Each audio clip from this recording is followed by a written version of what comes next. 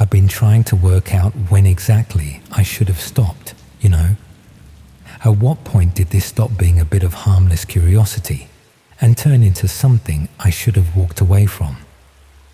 I lie awake some nights, replaying it all, wondering if I'm the sort of person who is always capable of ignoring the obvious warning signs, or if desperation just has a way of making you blind to things you'd normally see clear as day.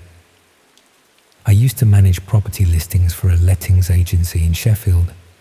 Nothing glamorous, just photographing flats and writing descriptions for rental websites. But then someone offered me money to do similar work for properties that weren't exactly available through normal channels, and I convinced myself it was all legitimate because I needed to believe it was. I'm staying with my sister in Glasgow now, as far from Sheffield as I could reasonably get without leaving the country, and I still don't feel safe because I finally understand what those listings were really for, what I was helping these people do, and I know they won't be happy that I've worked it out. The whole thing started about 10 months ago when the lettings agency I worked for went into administration. One day, I'm photographing a 3-bedroom terrace in Hillsborough. The next, I'm being told they can't make payroll, and we're all being let go with immediate effect. I was 42 years old, with a mortgage and no savings to speak of. Watching my entire career disappear overnight, I tried finding similar work with other agencies, but the property market was going through one of its periodic collapses, and nobody was hiring. I signed on at the job centre and started applying for anything that seemed remotely suitable, but weeks turned into months with nothing but rejection emails and silence. That's when I got the message through a professional networking site. Someone had seen my portfolio of property photography and was interested in commissioning similar work for a private client. The rate they offered was nearly double what I'd been earning at the agency. £1,500 per property, paid immediately upon completion. I should have been suspicious about why anyone would pay such generous rates for basic property photography, but I was desperate enough to overlook the obvious questions. The client explained they represented overseas investors who needed detailed documentation of UK properties for their portfolio assessments. The first assignment seemed straightforward enough. I was given an address in Rotherham, a modest, semi-detached house in a quiet residential area, and asked to photograph the exterior and, if possible, gather information about the interior layout. The client provided specific requirements about camera angles, lighting conditions, even particular features they wanted documented. When I arrived at the property, I quickly realized this wasn't a house that was for sale or rent. There were curtains in the windows, a car in the driveway, even children's toys scattered in the front garden.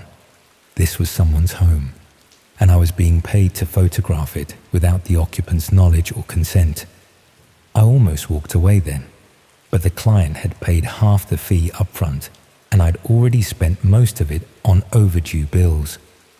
So I convinced myself I was just taking photographs from a public street. Nothing technically illegal about documenting buildings that anyone could see. I took the exterior shots as requested, making sure to capture all the angles and features the client had specified. Then I walked around to the back alley and photographed the rear of the property as well, noting the security arrangements and access points as the brief had requested. When I submitted the photographs, the client was pleased with my work and paid the remaining fee immediately. They also offered me another assignment for the following week, a different property in Doncaster with similar requirements.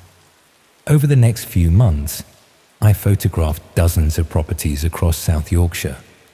All of them were occupied homes rather than properties for sale, and all required the same detailed documentation of security features, access points, and daily activity observations.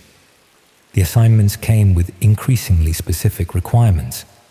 I was asked to note what time residents left for work, whether they had security systems or dogs, even to identify which windows were typically left open during warm weather. The client claimed this information helped their investors assess neighborhood security and property maintenance standards.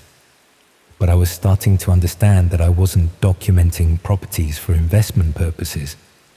I was conducting surveillance for people who intended to break into these homes.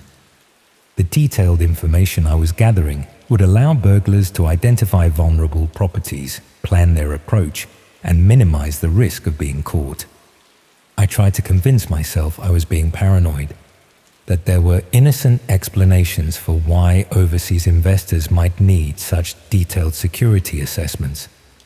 But the evidence was mounting that I'd been recruited to provide reconnaissance for organized crime. The breakthrough came when I was assigned to photograph a property in Chapeltown. The house was a neat bungalow occupied by an elderly couple who I'd occasionally see tending their garden when I drove past during my surveillance work. The client's brief was more detailed than usual. They wanted photographs documenting the couple's daily routine, the times when the property was empty, even close-up shots showing the type of locks on the doors and windows. This wasn't property assessment. It was target reconnaissance for people planning to victimize vulnerable elderly residents. I couldn't ignore what I was really doing anymore. I'd been providing intelligence that enabled criminals to identify and exploit the most vulnerable members of our community. Every photograph I'd taken, every security assessment I'd compiled, had probably contributed to someone's home being burgled. But I couldn't just stop accepting assignments without facing serious consequences. I'd become financially dependent on the income, and the client had made it clear they valued discretion above all else. People who cause problems for their operation might face difficulties of their own. I started keeping detailed records of all my assignments, documenting which properties I'd surveilled and what information I'd provided. I told myself I was preserving evidence in case I needed to cooperate with law enforcement. But really, I was just trying to feel less guilty about what I was doing. That's when I discovered the client wasn't just commissioning surveillance from me. They were coordinating dozens of reconnaissance operatives across the country, building a comprehensive database of vulnerable properties and their security arrangements. The operation used hidden internet channels to coordinate activities and share intelligence. I only discovered this because the client sent me login credentials to access their secure communication system, apparently deciding I was trustworthy enough to participate in their wider operations. What I found when I accessed their system was more sophisticated and extensive than I'd imagined. They had detailed profiles of thousands of properties across the UK, all compiled by operatives like me who'd been recruited to conduct surveillance work. The properties were categorized by vulnerability factors: elderly occupants, single parents, families with young children, even specific details about medical conditions or disabilities that might make residents less able to defend their homes. This wasn't opportunistic burglary. It was systematic targeting of the most defenseless members of society. Each property listing included comprehensive intelligence gathered from multiple sources. My photographs and observations were combined with information from other operatives who'd posed as utility workers, charity collectors, even care service providers, to gain access to homes and assess their contents. Some listings included floor plans sketched by people who'd been inside the properties, detailed inventories of valuable items, even assessments of residents' psychological vulnerabilities that could be exploited during home invasions. The operation was treating burglary like a business enterprise, with professional standards and systematic intelligence gathering. They'd industrialized home invasion, creating an efficient system for identifying targets, planning approaches, and maximizing the value extracted from each crime. But what really disturbed me was discovering that some of the listings weren't just for burglary. Certain properties were marked with special designations that indicated they'd been selected for more serious criminal activity. I found discussions among the operatives about properties that could be used for other purposes once the residents had been driven out through harassment or intimidation. Homes that might be suitable for illegal operations, properties in strategic locations that could be taken over by criminals once the legitimate occupants had been sufficiently terrorized. One thread discussed an elderly woman in Barnsley whose home had been repeatedly burgled until she'd agreed to move into a care facility. The property was then rented to criminals who used it as a base for drug dealing, with the original owner having no idea her former home was being exploited for illegal purposes. Another discussion focused on a family in Meadowhall who'd been subjected to escalating harassment until they'd sold their house at below market value. The property had been purchased through a front company and was now being used for purposes the operatives wouldn't specify in their online communications. I realized I'd been part of an operation that went far beyond simple burglary. These people were systematically identifying and exploiting vulnerable residents, not just stealing their possessions, but driving them from their homes and taking over the properties for criminal enterprises. The surveillance work I'd been doing wasn't just enabling individual crimes. It was facilitating a form of domestic terrorism that destroyed people's lives and communities. Every property I documented was potentially being targeted not just for theft, but for systematic harassment, designed to drive out legitimate residents. I started researching the properties I'd surveilled, checking local news reports and crime statistics to see what had happened after I'd submitted my intelligence. What I found confirmed my worst fears. Many of the properties had been burgled within weeks of my surveillance work, often multiple times in quick succession. The burglaries showed intimate knowledge of the residents' routines and security arrangements, suggesting they'd been planned using the intelligence I had provided. But some properties had experienced worse than simple burglary. Several families had been subjected to sustained harassment campaigns that seemed designed to force them to relocate. Vandalism, threatening behavior, even violent confrontations that escalated until the residents felt they had no choice but to move away. A few properties had been taken over entirely after the original occupants had left.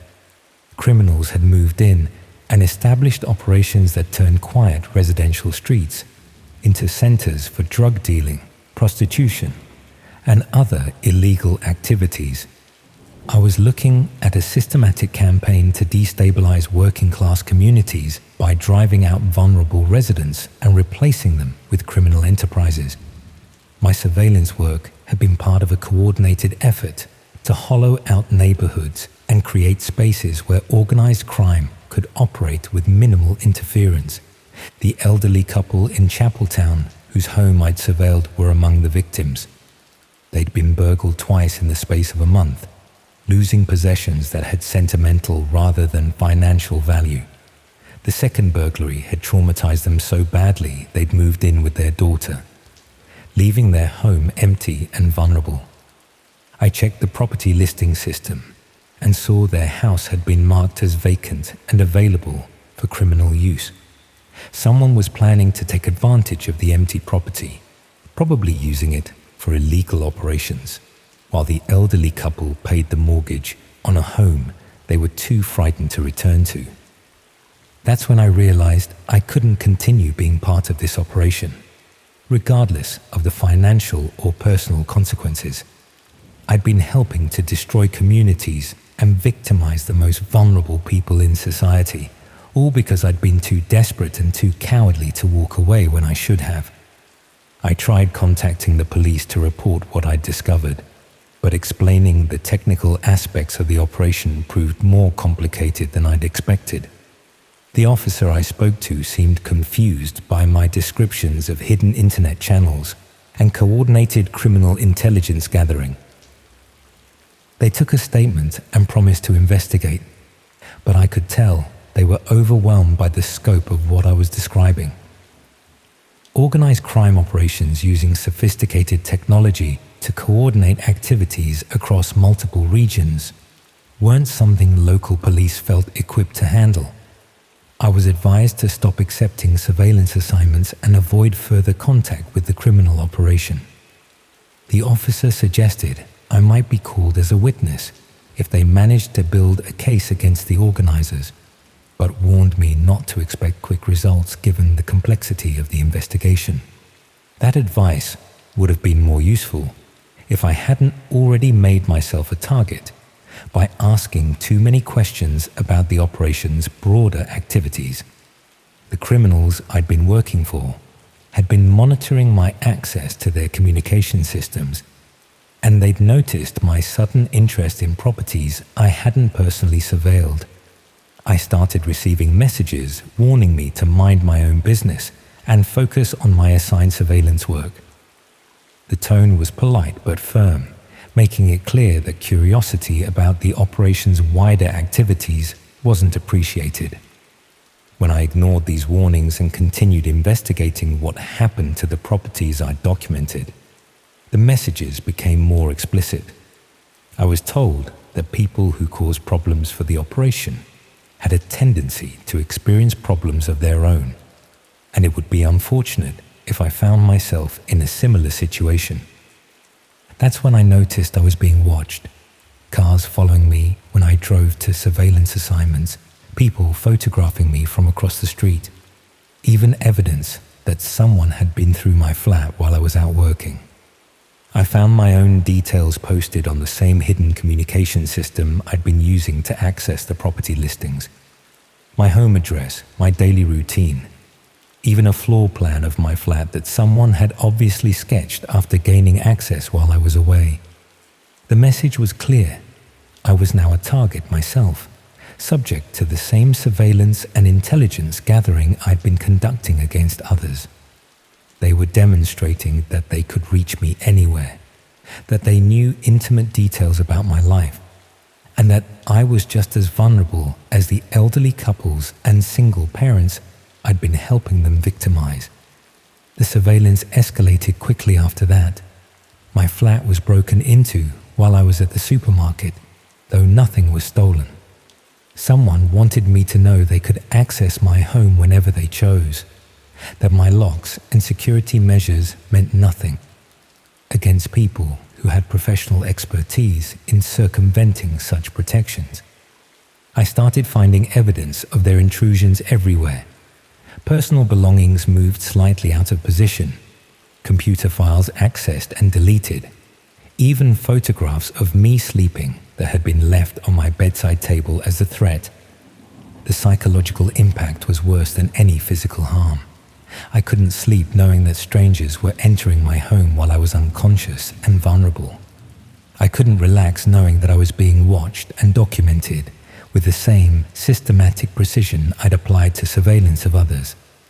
I reported the break-ins to the police, but without evidence of theft or damage, they treated it as low-priority harassment rather than serious criminal activity. They suggested I improve my home security, apparently unaware that I was being targeted by professionals who could circumvent any reasonable security measures.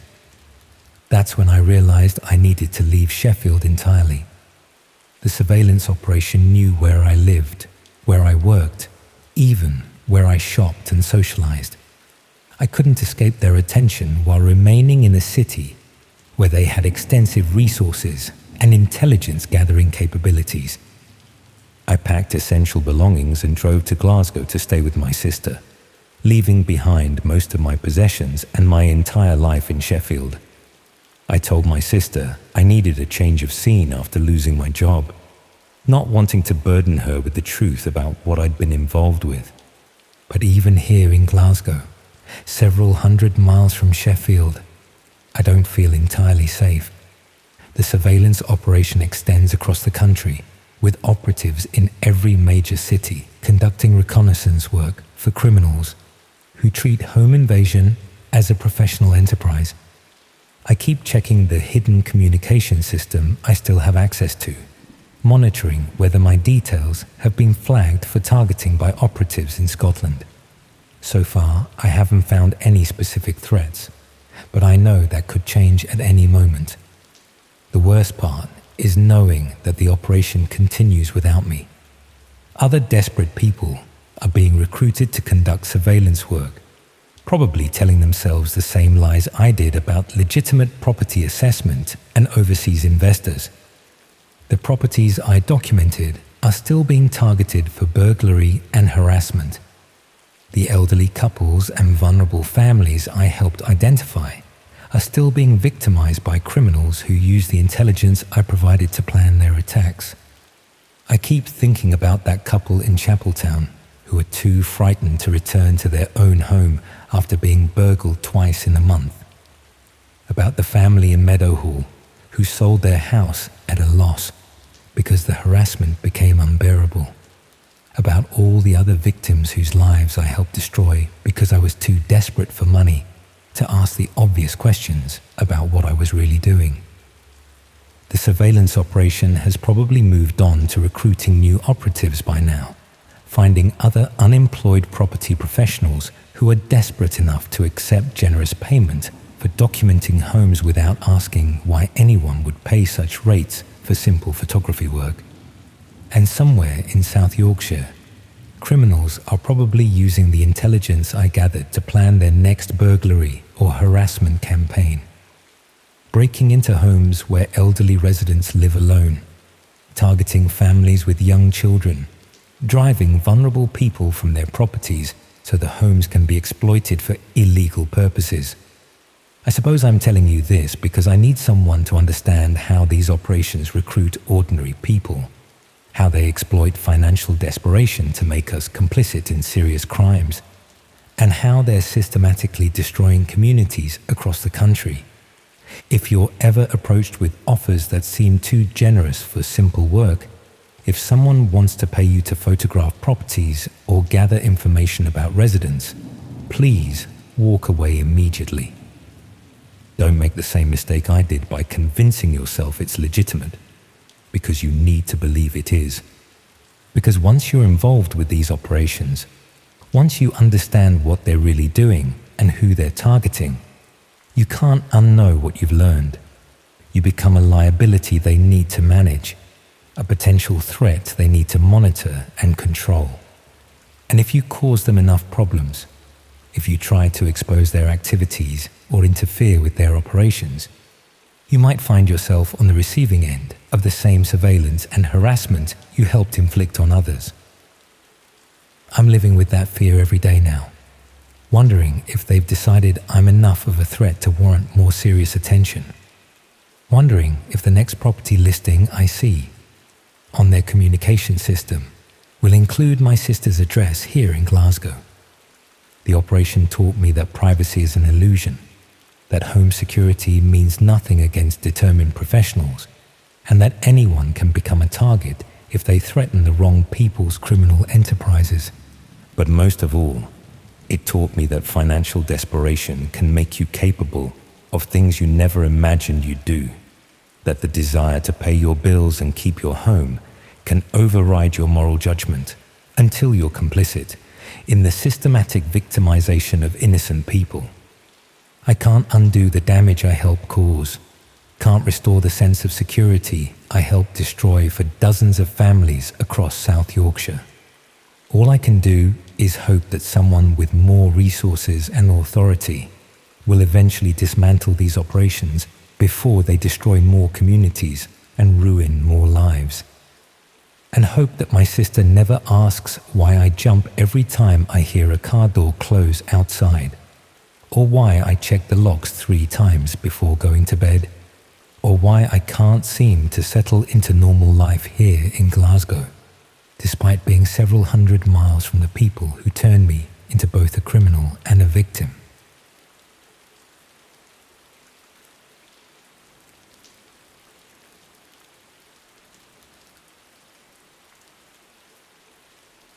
My mum always used to say that I was the reliable one in my family, the person everyone calls when they need someone dependable to handle something important while they're away.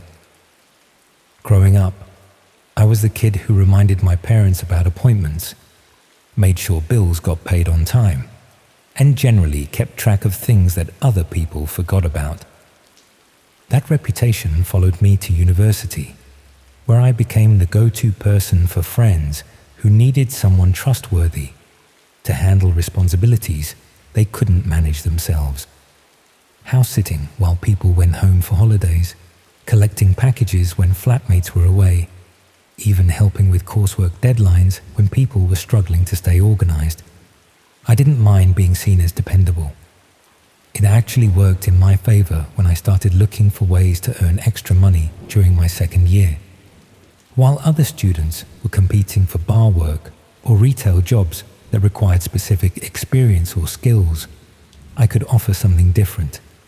Absolute reliability in situations where people needed someone they could trust completely.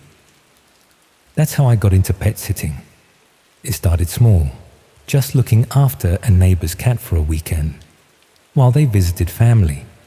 But word spread quickly that I was good with animals and could be trusted with house keys and security codes. Soon I was getting regular requests from people who needed someone to care for their pets while they traveled for work or holidays. The money was decent, often better than minimum wage jobs, and the work was usually straightforward. Feed the animals, clean up after them, maybe take dogs for walks or clean out rabbit hutches. Most pet owners left detailed instructions and were happy to pay well for peace of mind that their animals would be properly cared for in familiar surroundings. After a few months of building up a good reputation through word-of-mouth recommendations, I started looking for ways to find more clients systematically. There were several websites that connected pet sitters with animal owners, but most charged high commission rates or had waiting lists for new service providers. I eventually found a platform called Pet Care Connect that specialized in matching experienced pet sitters with clients who needed reliable, discreet service for valuable or unusual animals. Their website emphasized security and professionalism, catering to people who owned expensive pets or had specific requirements that mainstream pet sitting services couldn't accommodate. The registration process was more thorough than other platforms I'd encountered. Beyond basic information about my experience with different types of animals, they wanted detailed background information, including references from previous clients, details about my living situation, and even information about my daily schedule and availability for emergency call-outs. They explained that their clients often owned rare or valuable animals that required specialized care and absolute reliability. Some had exotic pets that needed specific handling techniques, while others owned pedigree animals worth thousands of pounds that required experienced, trustworthy care. The screening process included video interviews where I demonstrated my knowledge of animal care and answered questions about hypothetical emergency situations. They also requested character references from non-family members who could vouch for my reliability and discretion. After about 2 weeks, I was accepted onto their platform and started receiving requests from clients who seemed to have very specific requirements for pet care services. My first assignment was caring for a collection of tropical fish belonging to someone who claimed to be a rare fish dealer. The setup was elaborate. Multiple tanks with complex filtration systems, specific feeding schedules for different species, and detailed water quality monitoring that needed to be performed daily. The client provided comprehensive instructions and seemed genuinely knowledgeable about aquarium maintenance. The fish were beautiful and obviously valuable, including several species I'd never seen before. The week-long assignment went smoothly, and the client was pleased with my attention to detail and adherence to their specific care protocols. But I noticed some odd things about the setup that didn't quite fit with what I'd expect from a fish enthusiast's home collection. The security measures around the fish tanks seemed excessive for even valuable aquarium fish. Multiple cameras monitoring the tanks constantly, alarm systems connected to individual tank locations, even what appeared to be temperature and pH monitoring systems that sent real-time data to external monitoring services. The basement where most of the tanks were located had been professionally converted with commercial-grade electrical systems, industrial ventilation, and security features that seemed more appropriate for a commercial operation than a hobbyist collection. Most concerning were the feeding instructions, which included supplements and treatments that I didn't recognize and couldn't find information about online. Some of the substances came in unmarked containers with handwritten labels using terminology that didn't seem to relate to standard aquarium maintenance. When I asked the client about these unusual supplements, they explained that rare tropical fish required specialized nutrition and water treatments that weren't available through normal aquarium supply channels.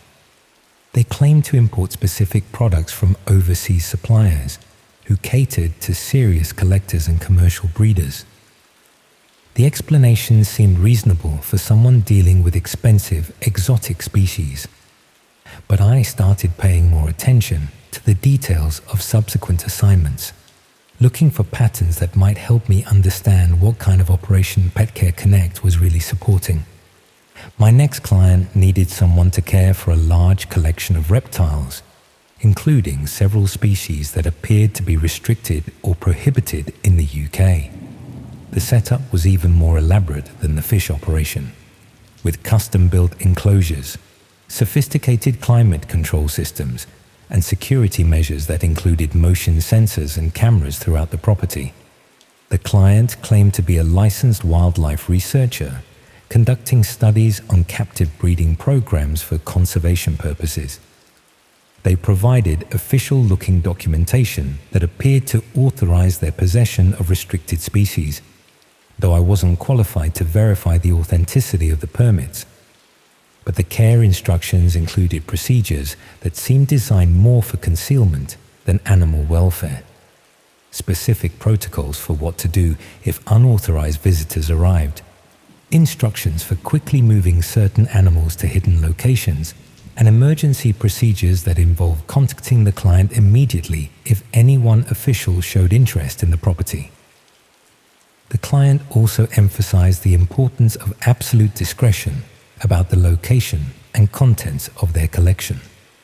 They explained that conservation work often attracted unwanted attention from animal rights activists and regulatory officials who didn't understand the scientific value of private breeding programs. I was starting to suspect that some of the animals I was caring for might not be legally owned or properly licensed. The elaborate security measures and emphasis on secrecy suggested that these operations were hiding from official oversight rather than simply protecting valuable collections. But the money was excellent, often several £100s for a week's work, and the animals themselves seemed to be well cared for and healthy. Even if there were legal irregularities in how the collections had been assembled, the immediate welfare of the animals wasn't being compromised. I tried researching the clients I'd worked for, hoping to verify their claims about conservation work and legal authorization for restricted species. What I found was troubling.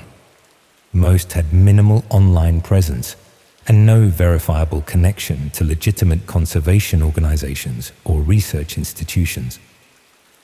The documentation they'd provided looked professional, but when I tried to verify it with the regulatory bodies that supposedly issued the permits, I found that some of the reference numbers didn't exist, and others corresponded to completely different types of licenses.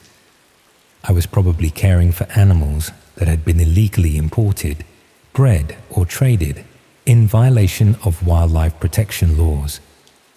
The elaborate security measures weren't protecting valuable collections. They were concealing criminal operations that exploited protected species for profit. But extricating myself from the situation wasn't straightforward. I'd signed detailed confidentiality agreements with each client, agreeing not to discuss their operations with unauthorized parties. Even if the collections were illegal, reporting them might result in legal action against me for breaching those agreements. More importantly, I'd been inside multiple properties that were clearly being used for illegal activities. If law enforcement investigated these operations, my involvement in caring for restricted animals could be presented as evidence that I'd been aware of the criminal nature of the collections. I decided to gradually reduce my involvement with Pet Care Connect while being careful not to raise suspicions about my reasons for withdrawing from assignments. But the platform seemed reluctant to accept that I was simply losing interest in pet sitting work. When I started declining assignments, the coordinator contacted me directly to discuss my reduced availability and offer higher payment rates for continuing to work with their premium clients. They emphasized that experienced sitters who had proven their reliability and discretion were valuable assets that the platform was committed to retaining.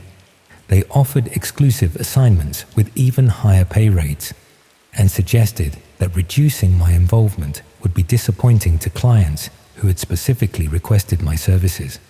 The pressure to continue working felt excessive for what should have been a straightforward commercial relationship. It seemed more like the response of people who were concerned about losing access to someone who had inside knowledge of their operations. I tried researching Pet Care Connect more thoroughly, looking for information about their business registration, leadership, and regulatory oversight of their pet sitting services. What I found was that while the platform was officially registered as a legitimate pet care service, there was very little verifiable information about their actual operations or client base. They claimed to serve hundreds of clients across the UK, but their public profile was minimal, and they had no obvious connections to mainstream pet care organizations.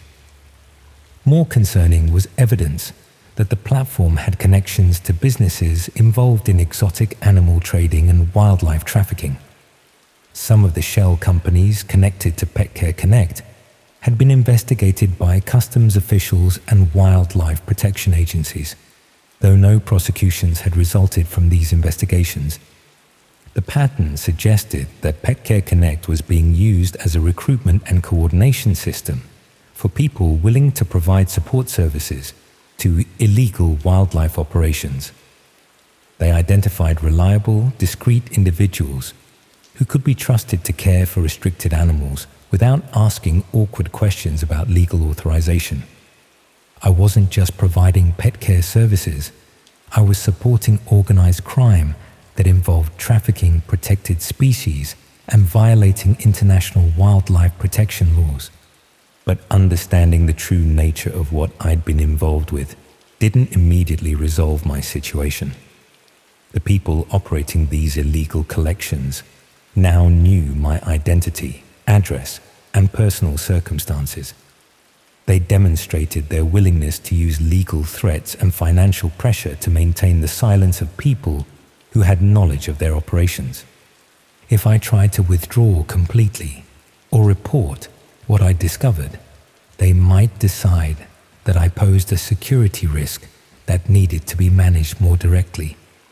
Meanwhile, the requests for my services were becoming more frequent and urgent. Clients were offering premium rates for immediate availability and expressing frustration when I suggested delays or scheduling conflicts. Some requests involved assignments that would require me to travel to remote locations or work with animals that were clearly more dangerous or restricted than previous collections. The operations were expanding, and they wanted experienced support staff who could handle increasingly complex and risky situations. I realized that my reputation for reliability and discretion had made me a valuable asset to people who specialized in serious wildlife crimes. The more work I did for them, the deeper I became involved in their operations, and the more difficult it would become to extract myself safely. But I also knew that these operations were causing significant harm to protected species and contributing to the illegal wildlife trade that threatened endangered animals worldwide. The animals I'd been caring for had probably been taken from wild populations or bred in conditions that violated animal welfare laws. I was trapped between my moral obligation to report serious crimes and my concern about the personal consequences of exposing people who had demonstrated their willingness to use intimidation and legal threats against anyone who threatened their operations. The situation became more urgent when I received a request to care for a collection that included animals I was certain were critically endangered species that couldn't legally be owned by private individuals under any circumstances. The client claimed to be conducting conservation breeding work authorized by international wildlife organizations, but the species they wanted me to care for were so rare that legitimate breeding programs would be managed by major zoos or government agencies, not private collectors operating from residential properties. They were offering to pay more than I typically earned in a month for 2 weeks of care, emphasizing the critical importance of the work and the need for absolute discretion about the location and contents of their collection. But accepting this assignment would make me directly complicit in serious wildlife crimes that could result in significant prison sentences if discovered. The animals involved were protected by international treaties, and unauthorized possession carried much more severe penalties than the exotic species I'd been caring for previously. I was being asked to cross a line from unknowingly supporting illegal activities to deliberately participating in serious international wildlife trafficking. When I tried to decline the assignment, the response was much more threatening than previous attempts to retain my services. The coordinator emphasized my contractual obligations to the platform and suggested that failing to fulfill premium assignments could result in legal action for breach of service agreements. They also mentioned that they had detailed records of my previous work with their clients, including photographs and documentation that could be presented as evidence of knowing participation in illegal wildlife operations if I created problems for their business. The implicit threat was clear. If I tried to withdraw from their operations or expose what I'd discovered, they would ensure that I face serious criminal charges for my involvement in caring for protected species. I was trapped by my own reliability and willingness to help with what I'd thought were legitimate pet care services. The more I learned about the scope of the wildlife trafficking operations I'd been supporting, the more I understood how systematically they recruited and controlled people who provided support services for their illegal activities. They specifically targeted students and young people who needed money but didn't have extensive knowledge of wildlife laws or exotic animal regulations. People who would be grateful for well-paid work and wouldn't immediately recognize the signs of illegal operations. Once they'd identified reliable individuals, they gradually increased the scope and risk level of assignments, while building detailed records that could be used to implicate their workers in criminal activity if they ever tried to withdraw or expose the operations. The pet-sitting work was just an entry point into a criminal organization that specialized in exploiting people's financial needs and naivety to recruit unwitting accomplices for serious international crimes. But the most disturbing realization was that this recruitment system was probably operating on a much larger scale than just exotic animal care. If they could systematically identify and control people through fake pet-sitting services, they were probably using similar methods to recruit support for other types of criminal activity.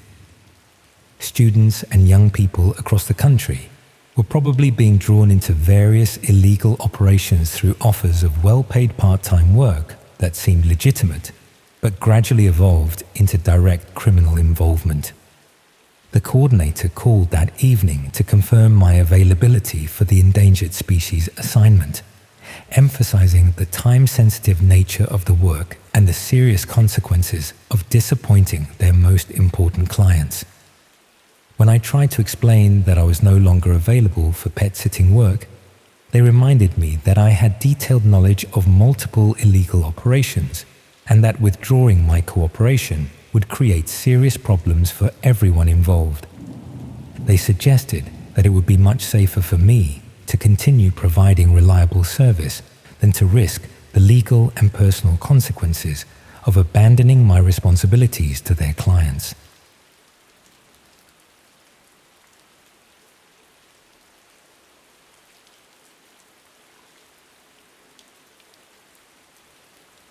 The strangest thing about renting out your spare room on Airbnb is how normal the dangerous people can seem. 3 months ago, I thought I was just providing budget accommodation in my Nottingham terraced house to help pay the mortgage. Now I'm hiding in a travel lodge in Derby, knowing that tomorrow night thousands of people on the dark web will watch me become the unwilling star of something I helped create without realizing it. I've been hosting guests for about 18 months.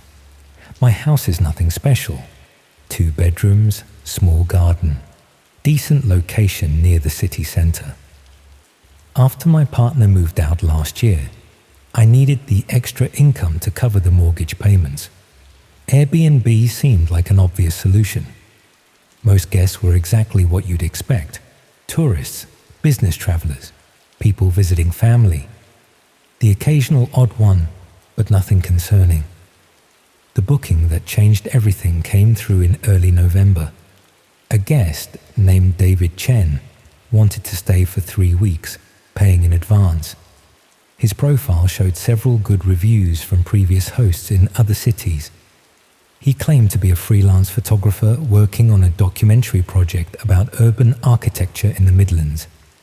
The extended stay and advance payment made it an attractive booking. David arrived on a Sunday evening, carrying professional camera equipment and a large metallic case that he said contained lighting gear. He was polite, quiet, and seemed genuinely interested in the city's industrial heritage. He kept regular hours, going out during the day with his camera equipment and returning in the evening.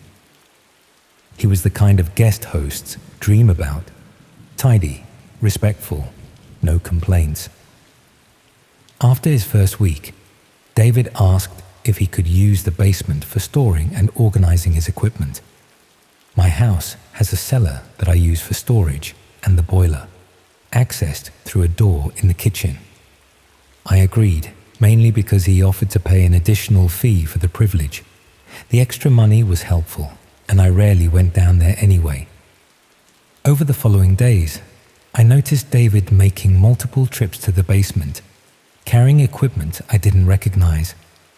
When I asked about his project, he explained that he was documenting forgotten spaces in urban environments: basements, abandoned buildings, industrial sites. He said the documentation required specialized lighting and recording equipment to capture these spaces properly. About halfway through his stay, David asked if I'd be interested in featuring my house in his documentary. He explained that Victorian terraced houses like mine represented important architectural heritage, and the basement would be particularly interesting as an example of period construction techniques. He offered to pay me a consultation fee for appearing in the documentary.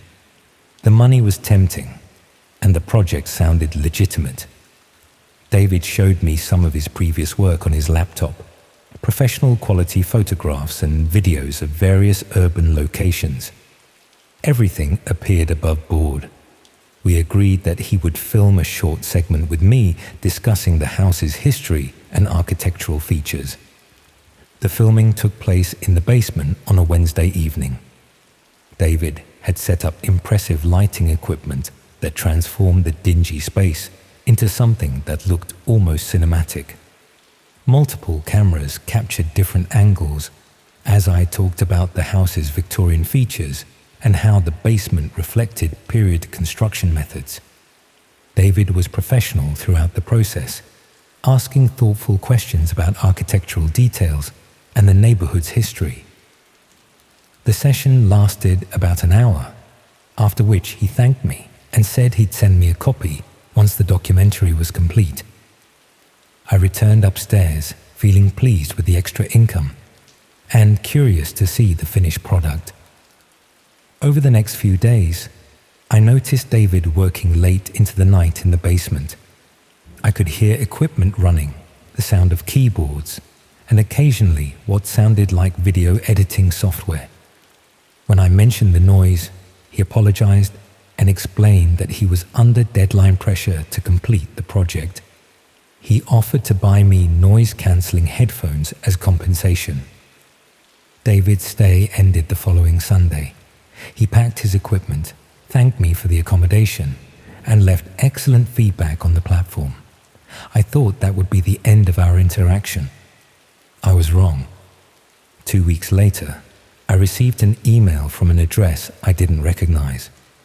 The subject line contained my full name and address. The body contained a link to what appeared to be a dark web site. A .onion address that could only be accessed through specialized browsers. The message explained that my performance had been well received and that there was interest in a follow-up appearance. I was confused but curious enough to download Tor and access the link. The site had a stark, professional design with minimal text.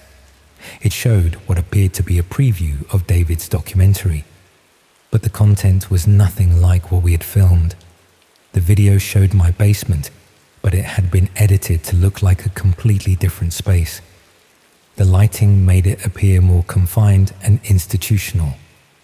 More disturbing was how my interview had been edited. My words about the basement's construction had been cut and rearranged to make it sound like I was describing a purpose-built space for containing people. Comments about the solid Victorian walls and soundproofing qualities of the basement had been edited to seem like I was advertising features for imprisonment. At the bottom of the page was a counter showing several thousand viewers and a section for what appeared to be cryptocurrency payments. There were also comments in various languages discussing the upcoming live event and speculation about when the subject would be brought to the location. I realized that David hadn't been making a documentary about architecture. He'd been creating promotional material for something much darker. My basement had been transformed into what appeared to be a dark web red room, and I had unknowingly provided the introduction. I tried to contact the site administrators to demand the removal of my image and information about my house, but the contact methods led to encrypted messaging systems that never responded. I considered going to the police, but explaining that I discovered my basement being advertised on the dark web for purposes I didn't fully understand seemed both implausible and potentially incriminating. Instead, I changed the locks on my house and resolved to be more careful about future guests. I thought the incident was over, that David had moved on to find another location for whatever he was really planning. 3 weeks later, I received another Airbnb booking request, this time from someone calling themselves Sarah Williams, who wanted to stay for a weekend. Her profile was sparse but contained positive reviews. She said she was visiting Nottingham for medical appointments. Something about the booking felt off. The messaging was too formal. The timing seemed random, but I needed the income. Sarah arrived on Friday evening carrying a small bag and what appeared to be medical equipment. She explained that she had a rare condition requiring specialized monitoring devices. She was polite and professional, much like David had been. She asked about the basement almost immediately, claiming she needed a quiet, temperature-controlled environment for her medical equipment. I refused, explaining that the basement wasn't suitable for guests. She seemed disappointed but didn't press the issue. However, that night I heard sounds from the basement. Footsteps, equipment being moved, voices. When I investigated, I found the door unlocked and evidence that someone had been down there recently. Sarah had gone out, ostensibly for a medical appointment, but I suspected she was connected to David's project. I searched her room and found sophisticated computer equipment hidden in her luggage, along with what appeared to be dark web communication devices. I also found printed materials in various languages, advertising a live event scheduled for the following week. I confronted Sarah when she returned, demanding an explanation. She remained calm and professional, but her story changed. She claimed to be working with David on a legitimate research project about urban exploration and abandoned spaces. She showed me documents that appeared to support this explanation, including what looked like academic credentials and research permits. But that night, I discovered the truth about what was happening in my basement. Unable to sleep, I crept downstairs and found Sarah working at a computer setup I hadn't seen before. Multiple screens showed dark web sites with familiar .onion addresses, cryptocurrency wallets with substantial balances, and chat systems discussing the upcoming Nottingham event. One screen showed my basement, but it had been further modified since David's visit. Additional equipment had been installed, including restraints and what appeared to be medical monitoring devices. The space had been transformed into a fully functional red room, complete with multiple camera angles and interactive systems that would allow dark web viewers to influence what happened there. Sarah noticed me watching, and her demeanor changed completely. She explained that I was already complicit in their operation, that my filmed introduction had been used to promote the space, and that my continued cooperation was expected. She showed me viewer statistics and payment records demonstrating the substantial interest in the Nottingham facility. The final component of their plan was clear. They needed a host for the space, someone who could provide legitimacy and deflect suspicion, someone who could book future guests and maintain the property between events, someone who was already compromised by their participation in the promotional material. I told Sarah to leave immediately, that I would contact the police, that I wanted nothing to do with their operation. She remained calm, explaining that the evidence of my participation was already online, that my face and voice were associated with the space, that authorities would find it difficult to believe I wasn't aware of what was happening in my own basement. She left the next morning, but not before explaining that the Nottingham event would proceed as scheduled, that interested parties had already paid substantial sums to access the broadcast, that the space was prepared and the audience was waiting. Over the following week, I received constant messages through various platforms, encrypted emails, anonymous texts, dark web communications. All carried the same theme.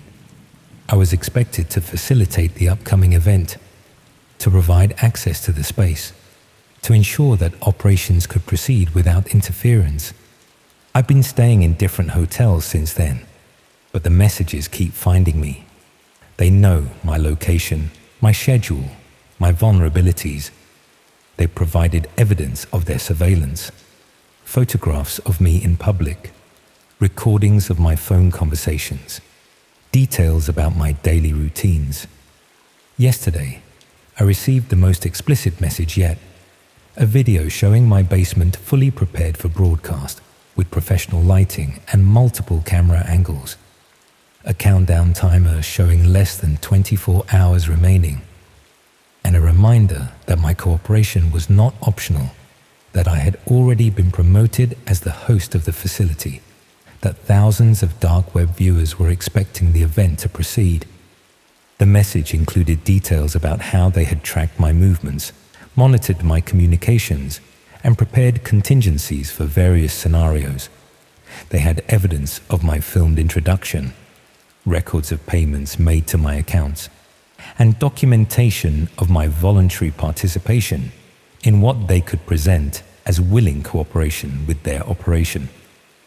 I'm writing this from a travel lodge outside Derby, using a public computer. I don't know if this will reach anyone who can help, or if sharing this story will make my situation worse. I only know that tomorrow night, thousands of people on the dark web will expect to see a broadcast from my basement, and I'm running out of places to hide. The most terrifying realization is that they never needed to force me to participate. They just needed me to become complicit gradually, one small decision at a time. Accepting David's booking, agreeing to the basement usage, participating in the filming. Each step seemed reasonable individually, but together they created a chain of involvement I can't escape. The dark web red room they've created isn't in some remote warehouse or abandoned building. It's in my house, registered to my name, promoted with my face and voice. Even if I never participate directly, I'm already the host. The space exists because I allowed it to be created. Tomorrow's broadcast will happen whether I'm there or not. They've made that clear. The only question is whether I face whatever comes next, or let someone else become the victim of a system I inadvertently helped build. The viewer counter on the latest message shows tens of thousands of people waiting. People who have paid in cryptocurrency to access the broadcast. People who believe they're about to see something exclusive and authentic. People who don't care that the host never intended to become part of this horror. I keep thinking about David's professional demeanor, Sarah's medical equipment story, the gradual way they transformed my basement into something unrecognizable. How many other Airbnb hosts have been approached with similar projects? How many spare rooms and basements across the country might be serving similar purposes? The dark web has made it possible for these operations to exist anywhere, to recruit hosts unknowingly, to create content that appears consensual but isn't. The technology makes it easy to hide, to pay anonymously, to consume horror without consequence. I should have trusted my instincts about David's equipment, should have questioned why he needed such sophisticated gear for architectural photography, should have refused to participate in any filming, should have investigated the basement modifications more carefully. But it's too late for regrets now. Tomorrow night, my basement becomes a dark web broadcast studio. Whether I'm there or someone else takes my place, the show will go on.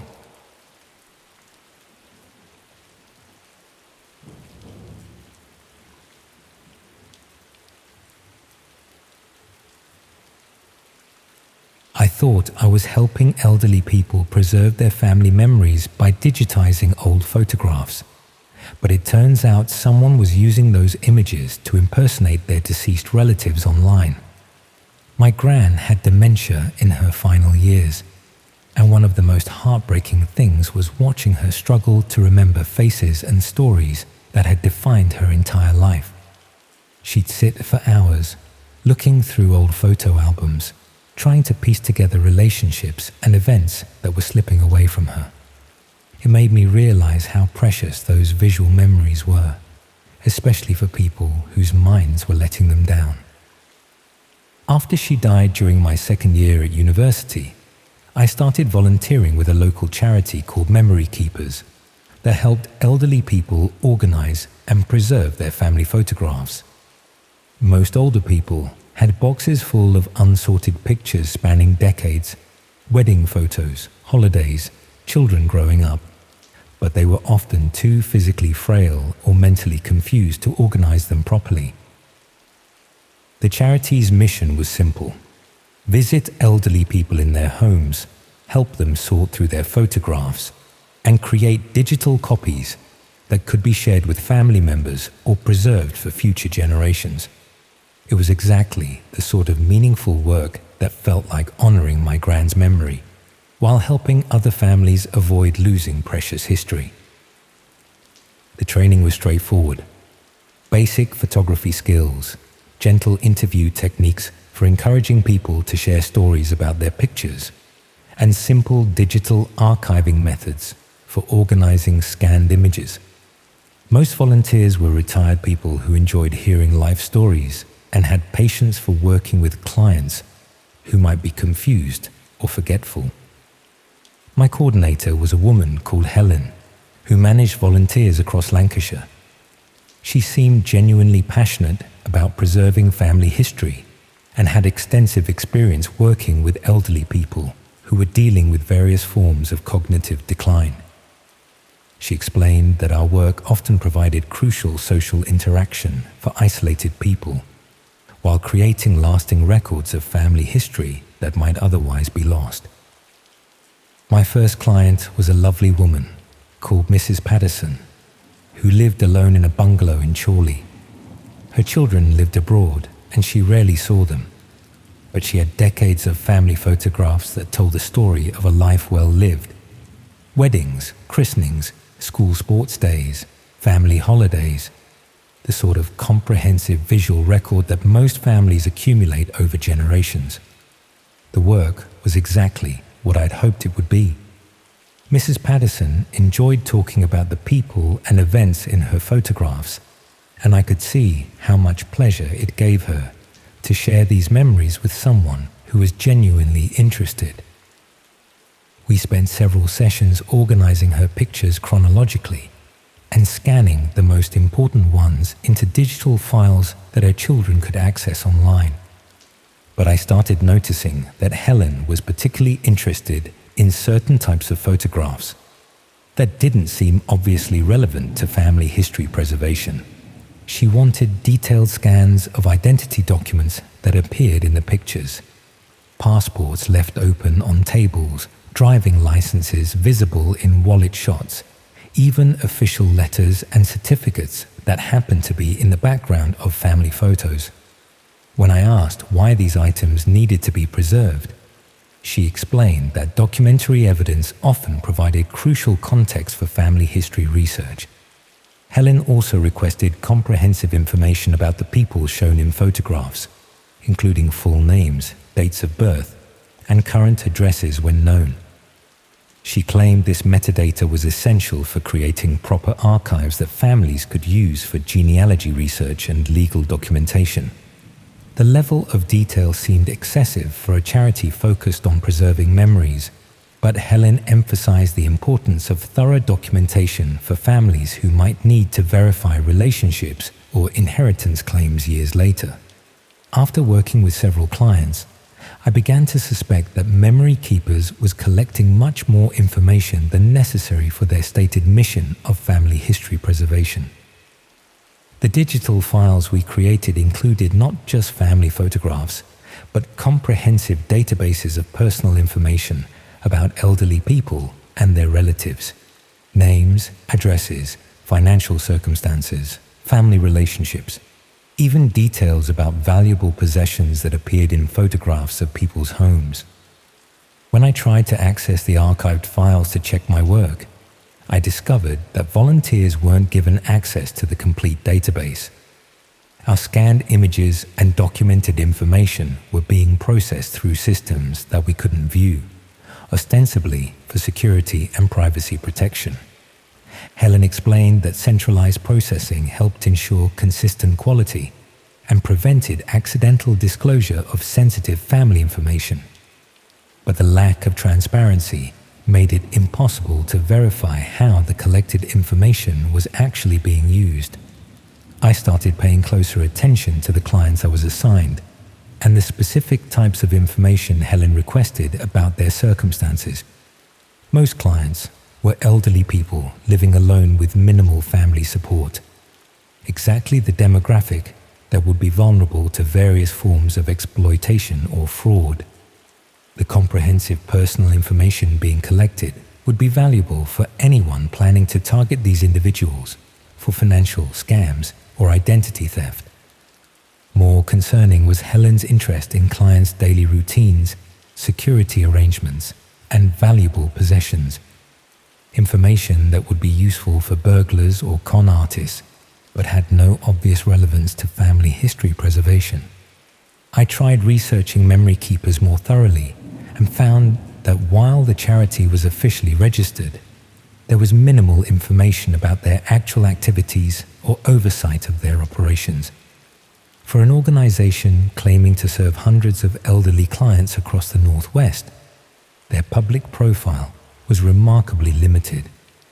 When I attempted to contact some of the families who had supposedly received digital archives of their relatives' photographs, I found that many had no knowledge of memory keepers or any family history preservation services.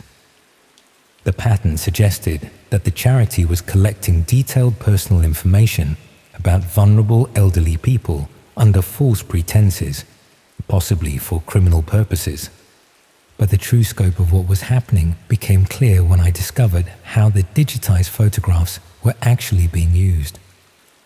While researching online memorial sites and genealogy platforms, I found profile pages for several of my former clients that had been created using the photographs I'd scanned for memory keepers.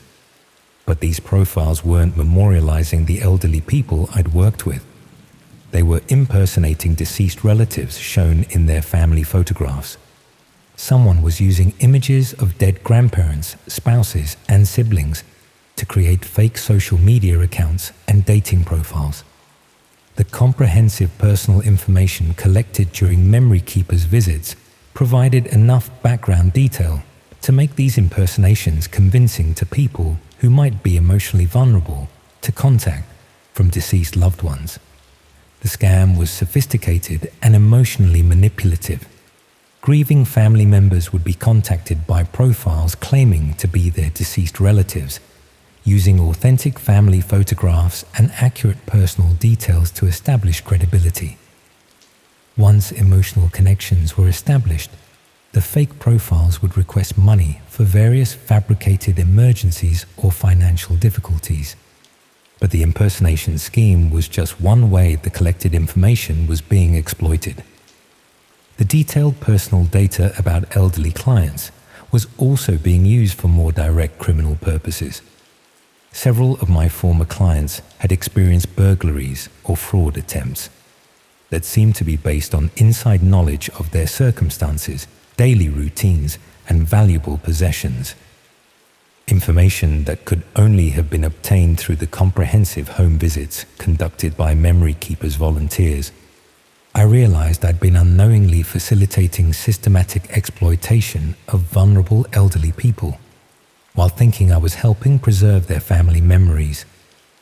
The charity was a front for criminal operations that specialized in gathering intelligence about isolated elderly people and their families, then using that information for various types of fraud, theft, and emotional manipulation. But confronting Helen about what I'd discovered would alert her that the operation had been compromised. More importantly, I'd been directly involved in collecting the personal information being used to harm innocent people, potentially making me legally liable for the consequences. When I started declining assignments and reducing my availability, Helen became increasingly insistent about my continued participation in the program.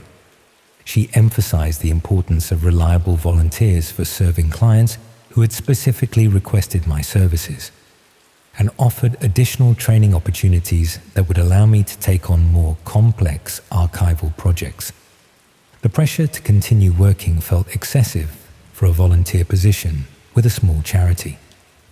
It seemed more like concern about losing control over someone who had inside knowledge of their data collection methods. I tried to research other volunteers who had worked for memory keepers, hoping to warn them about what was really happening to the information we collected. But most had only worked for short periods before moving on to other volunteer opportunities, and none seemed to have realized the criminal nature of the operation. The few I managed to contact were shocked to learn that their work had been used to facilitate fraud and exploitation of the elderly people they'd been trying to help. But they were also concerned about their own legal exposure for having unknowingly participated in gathering information used for criminal purposes. Memory keepers had systematically recruited well-meaning volunteers to conduct intelligence gathering that would have been impossible for professional criminals to accomplish without arousing suspicion. Elderly people trusted charity volunteers in ways they would never trust strangers, asking invasive questions about their personal circumstances.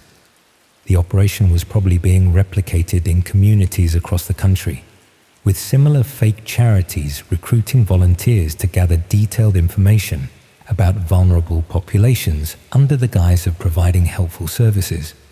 But the most disturbing aspect was how the scheme exploited both elderly victims and the volunteers who thought they were helping preserve precious family memories. We'd been manipulated into betraying the trust of people we genuinely cared about, turning our desire to help into a tool for systematic exploitation. I started monitoring online platforms where the impersonation profiles were being used, documenting evidence of how family photographs and personal information were being weaponized against grieving relatives. The scale was much larger than I'd initially realized. Hundreds of fake profiles using images and information collected from elderly people across multiple regions, all operated by people who specialized in emotional manipulation and financial fraud, targeting vulnerable family members. But gathering evidence of the criminal operation put me at risk of being identified as someone who was investigating their activities. If the people behind Memory Keepers realized that I discovered their true purpose and was documenting their methods, they might decide I posed a security threat that needed to be managed. The personal information I'd helped collect included details about my own background and circumstances, making it easy for them to monitor my activities or take action against me if they considered me a liability. When I tried to stop volunteering entirely, Helen contacted me expressing concern about my sudden withdrawal from the program and suggesting that personal problems might be affecting my commitment to helping elderly clients who depended on our services. She offered to arrange counseling support and reduced responsibilities that would allow me to continue contributing to Memory Keepers while dealing with whatever difficulties were preventing me from maintaining my volunteer schedule. But her response included specific references to my personal circumstances and family relationships that I'd never shared during volunteer training or client visits. Someone had been researching my background as thoroughly as we'd been investigating the elderly people we were supposedly helping. That evening, I received a friend request on social media from a profile claiming to be my deceased grandfather, using family photographs that I'd never seen before, but that showed him exactly as I remembered from my childhood.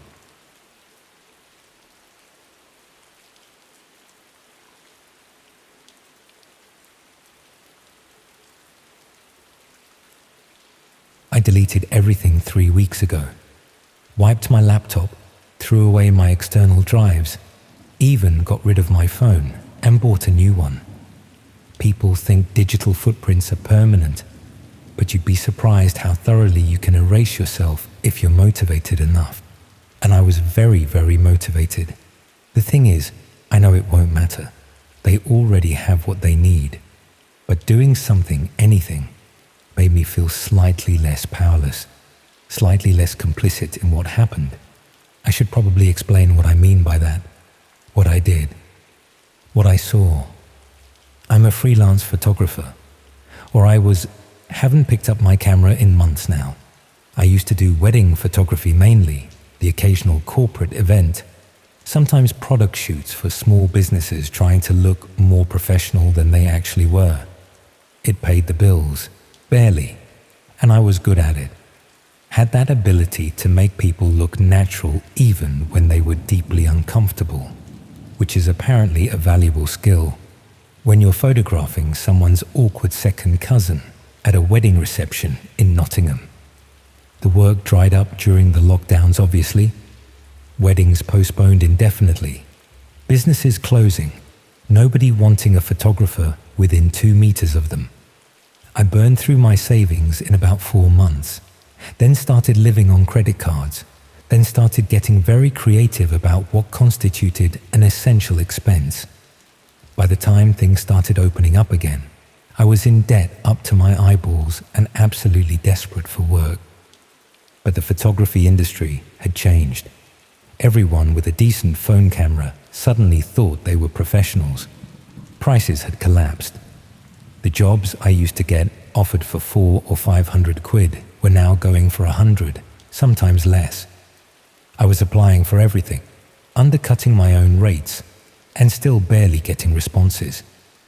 That's when I started looking for alternative income. Not because I wanted to do anything illegal or dodgy. I just needed money, and I needed it quickly.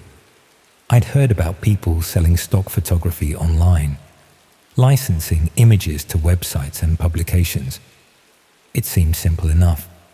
Take some decent photographs, upload them to stock sites, earn a few quid every time someone downloaded them. The problem was that stock photography is incredibly oversaturated. Millions of images of people having breakfast or shaking hands in offices or staring pensively at sunsets. My photos were fine, perfectly competent, but they disappeared into the noise. I made maybe £30 in 2 months. Then I stumbled across a discussion thread. This was on the regular internet, nothing dark or hidden, where photographers were talking about niche markets. Apparently, there was decent money in very specific types of stock imagery that mainstream sites didn't cater to. Medical photos, industrial photography, that sort of thing. One person mentioned that the real money was in custom requests if you knew where to find them. Someone in the replies mentioned the dark web, said there were communities there that paid significantly better for specific types of photography, no questions asked. I'd heard about the dark web before, obviously, but only in that vague way everyone has: drugs and hitmen and stolen credit cards. The idea of it being a marketplace for legitimate services hadn't really occurred to me. I was skeptical at first, but I was also eviction notice desperate, and desperate people do stupid things. Getting access wasn't particularly complicated. Took me an evening of following guides and figuring out how to browse anonymously. And then I was there, looking at websites that resembled something from the late 90s, all text and minimal formatting. I spent a few days just exploring, trying to understand how it all worked. There were marketplaces, sure, selling exactly the kinds of things you'd expect, but there were also service listings. People offering skills ranging from graphic design to translation to consultation. And there were photography requests. Most of them were straightforward.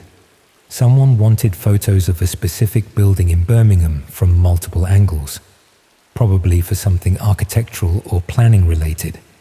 Someone else wanted candid street photography from Manchester city centre during specific times of day. The pay was decent, much better than stock photography, and payment was arranged through methods I won't detail here, but which seemed secure enough. I started taking those jobs. Nothing sinister, nothing that made me uncomfortable. Just photography with specific requirements, delivered anonymously, paid reasonably well. It kept me afloat, paid down some of my debt, let me breathe a bit easier. The requests got more specific over time. Someone wanted photographs of a particular house in Leeds, exterior shots only, taken at different times of day across a week. Someone else wanted images of the interior of a specific pub in Newcastle, as detailed as possible.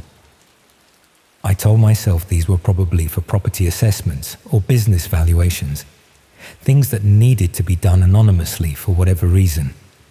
I never asked questions. That was the unspoken rule. You fulfilled the request exactly as specified, delivered the images, got paid, moved on. No communication beyond the initial brief. Then I got a request that paid significantly more than anything I'd seen before. Almost £3,000 for what seemed like a simple job. Someone wanted photographs of a specific flat in Bristol. Interior shots as comprehensive as possible. Every room, every angle. They'd provide access. There'd be a key hidden near the property. and I'd have a 2-hour window when the flat would definitely be empty. £3,000. That was 2 months of rent, a massive chunk off my credit cards, breathing room I desperately needed. I should have questioned why someone would pay that much. Should have wondered why they couldn't just hire a normal photographer through normal channels. Should have asked myself what possible legitimate reasons someone would have for wanting detailed photographs of someone else's flat without their knowledge. But I didn't. I just accepted the job. The flat was in a converted Victorian house in Clifton, the nice part of Bristol. The key was exactly where they said it would be, tucked behind a loose brick near the entrance. The flat itself was on the 2nd floor. I let myself in during the specified window, a Tuesday afternoon, middle of the day, when presumably the occupant was at work. It was a woman's flat clearly, neat but lived in, books on the shelves, photos on the walls, the kind of space that felt like someone actually inhabited it, rather than just existed there. I felt sick doing it, moving through her private space with my camera. But I told myself I was just taking photos, not stealing anything, not damaging anything, just photographs.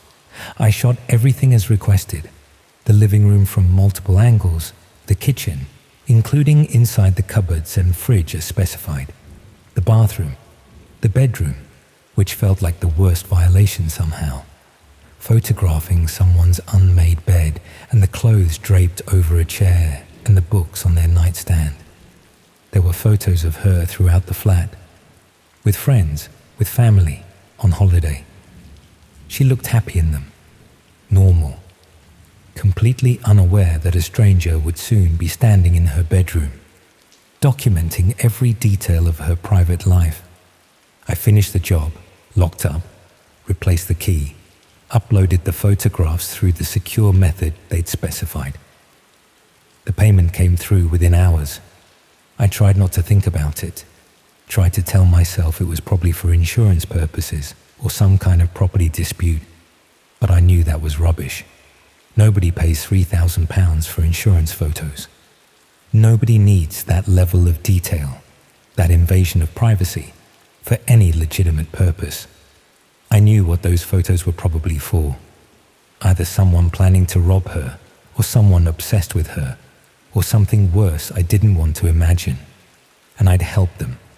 I'd provided the tools for whatever was going to happen. But I'd also been paid £3,000, and my landlord had stopped sending threatening letters, and I could buy food without calculating the cost of every item.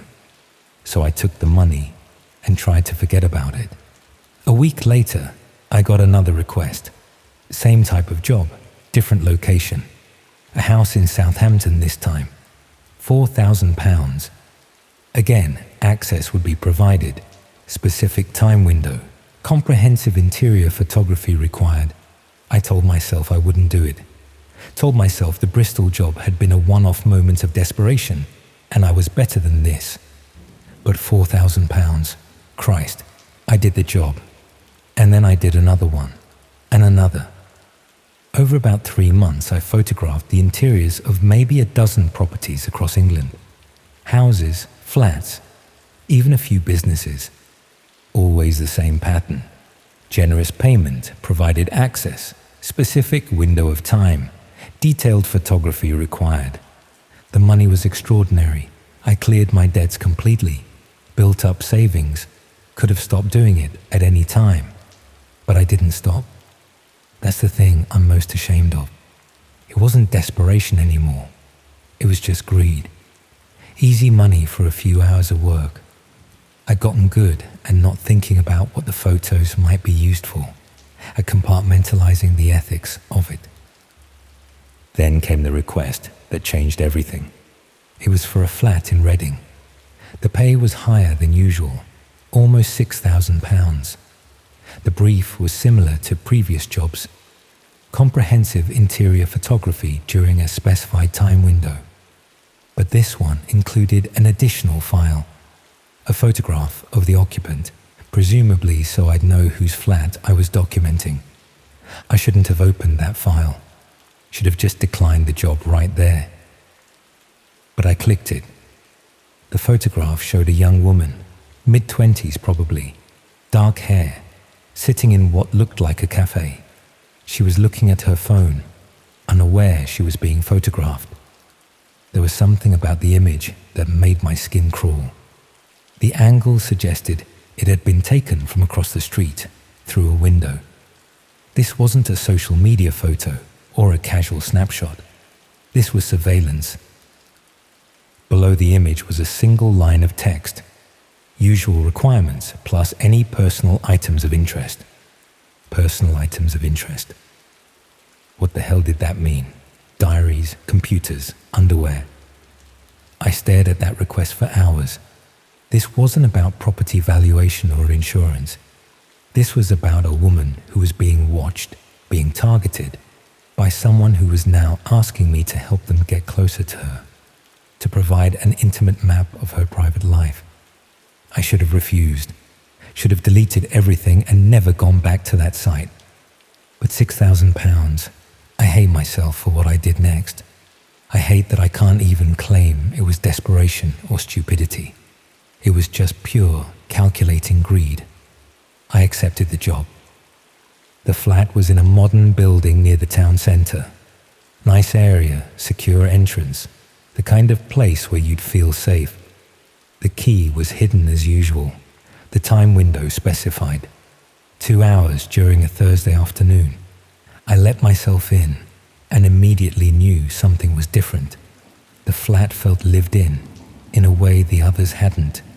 There were plants on the windowsill, properly cared for, fresh flowers in a vase, a calendar on the wall with neat handwriting marking various appointments. This wasn't just someone's space, it was someone's carefully maintained life. I started with the main rooms as usual. Living room, kitchen, bathroom. Standard shots from multiple angles. But I kept noticing details that made me increasingly uncomfortable. A medical alert bracelet on the bedside table. Prescription medication in the bathroom cabinet. A walking stick leaning against the wall near the door. This woman was vulnerable somehow, and someone was paying me £6,000 to document every aspect of her private space. I should have stopped. Should have walked out right then. But I was already there, already inside, already complicit. So I kept going. The bedroom was worse than the others had been. More personal somehow. There were photos everywhere. Family photos, friend photos, holiday photos. A whole life documented on the walls. I photographed them all as requested, hating myself more with every click of the shutter. Then I found the laptop on her desk. It was closed, probably in sleep mode. The request had mentioned personal items of interest. Did they want me to open it, go through her files? I stood there for a long time, trying to decide. Part of me knew that opening that laptop would cross a line I couldn't uncross. The photography was bad enough, but this felt like something darker. In the end, I didn't open it. I just photographed it, photographed the desk around it, moved on. I finished the job quickly after that, desperate to be out of there. Locked up, replaced the key, went home feeling filthy in a way that had nothing to do with physical dirt. I uploaded the photographs that night and waited for payment. It came through within a few hours, same as always. £6,000 appearing in my account like nothing had happened. Like I hadn't just violated a stranger's privacy in the most intimate way possible. I tried to forget about it, tried to go back to normal life, normal photography work, but I couldn't stop thinking about that flat in Reading, about the woman in the photograph, going about her life, completely unaware that someone had been inside her home, documenting everything. 3 weeks later, I saw a news article. A woman in Reading had been attacked in her own flat by an intruder. He'd somehow gained access to the building, let himself into her flat with a key, waited for her to come home. She'd survived, but was in hospital with serious injuries. The police were appealing for information. The article included a photograph of the victim. I recognized her immediately. The same dark hair, the same face I'd seen in that surveillance photo. I felt physically sick. Actually had to run to the bathroom and throw up, because I'd helped that happen. Maybe the person who'd attacked her was the same person who'd hired me. Maybe it was someone they'd sold the information to. Maybe it was even more removed than that. But the chain of cause and effect was clear. My photographs had helped someone hurt that woman. I stopped taking those jobs immediately, stopped going on the dark web at all. But the damage was done. I'd enabled something terrible, and there was nothing I could do to take it back. I reported it to the police eventually. Anonymous tip, no personal details. Told them about the photography requests, the dark web marketplace, everything I knew. I don't know if they took it seriously, or if they could even do anything with that information. The dark web isn't easy to investigate, and I couldn't provide much in the way of useful details. The woman survived, I found out later. The man who attacked her was arrested a few weeks after, caught trying to do the same thing to someone else. He had photographs on his computer, detailed interior shots of multiple properties. Some of them were mine. I recognized my own work. Other photographers had been doing the same jobs I had, helping him prepare, providing reconnaissance. We weren't the ones who hurt those women, but we'd built the ladder someone else climbed. I still think about those flats sometimes, about the people whose homes I violated, whose private lives I documented and sold. I wonder if they ever found out, if they ever felt that creeping sense that someone had been in their space, touching their things, learning their secrets. I wonder if the woman in Reading ever feels safe in her own home now, if she looks at her possessions differently, knowing that someone photographed them, studied them, used that knowledge to hurt her. I've got money saved now, enough to live on for a while without working. But every time I look at that bank balance, I see those flats, those private spaces I shouldn't have been in. That woman's face in the news article, blood money, that's what they used to call it, isn't it? Money earned through harm. I thought I was just taking photographs, thought I could separate the action from the consequence, tell myself I was just providing a service and what happened after wasn't my responsibility. But it was. It is. I helped hurt people because I wanted money, and no amount of rationalizing changes that. The worst part is how easy it was, how quickly I went from desperate to greedy, from one questionable job to a dozen, from feeling sick about it to barely thinking about it at all. That's what frightens me most. Not what I did, but how simple it was to do. How easy it is to become complicit in terrible things when you're just trying to get by. I've thought about going to therapy, talking to someone about what happened. But what would I even say? That I'm traumatized by my own choices. That I'm struggling with guilt over something I did willingly, repeatedly for months.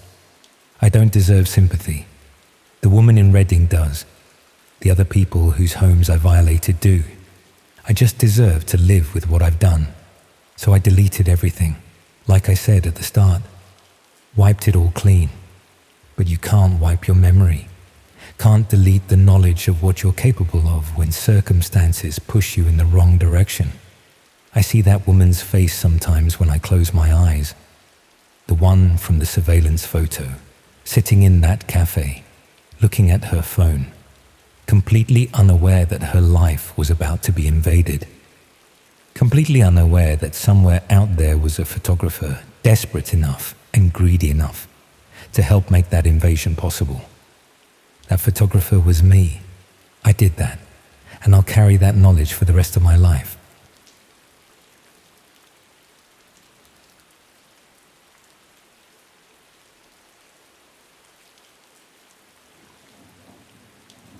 I'd always been bad at languages despite studying French for years at school.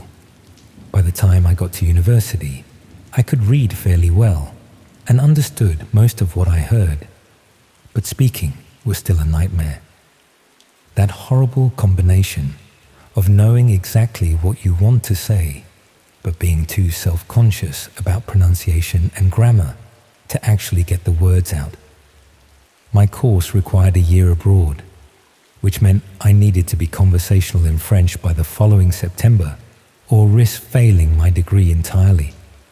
The University Language Centre offered conversation classes, but they were always oversubscribed and moved too slowly for someone who needed intensive practice. Private tutoring was expensive, and most of the French students I knew were more interested in practicing their English than helping struggling Brits with pronunciation. That's when someone mentioned online language exchange platforms where you could practice conversation with native speakers for free. The concept was simple.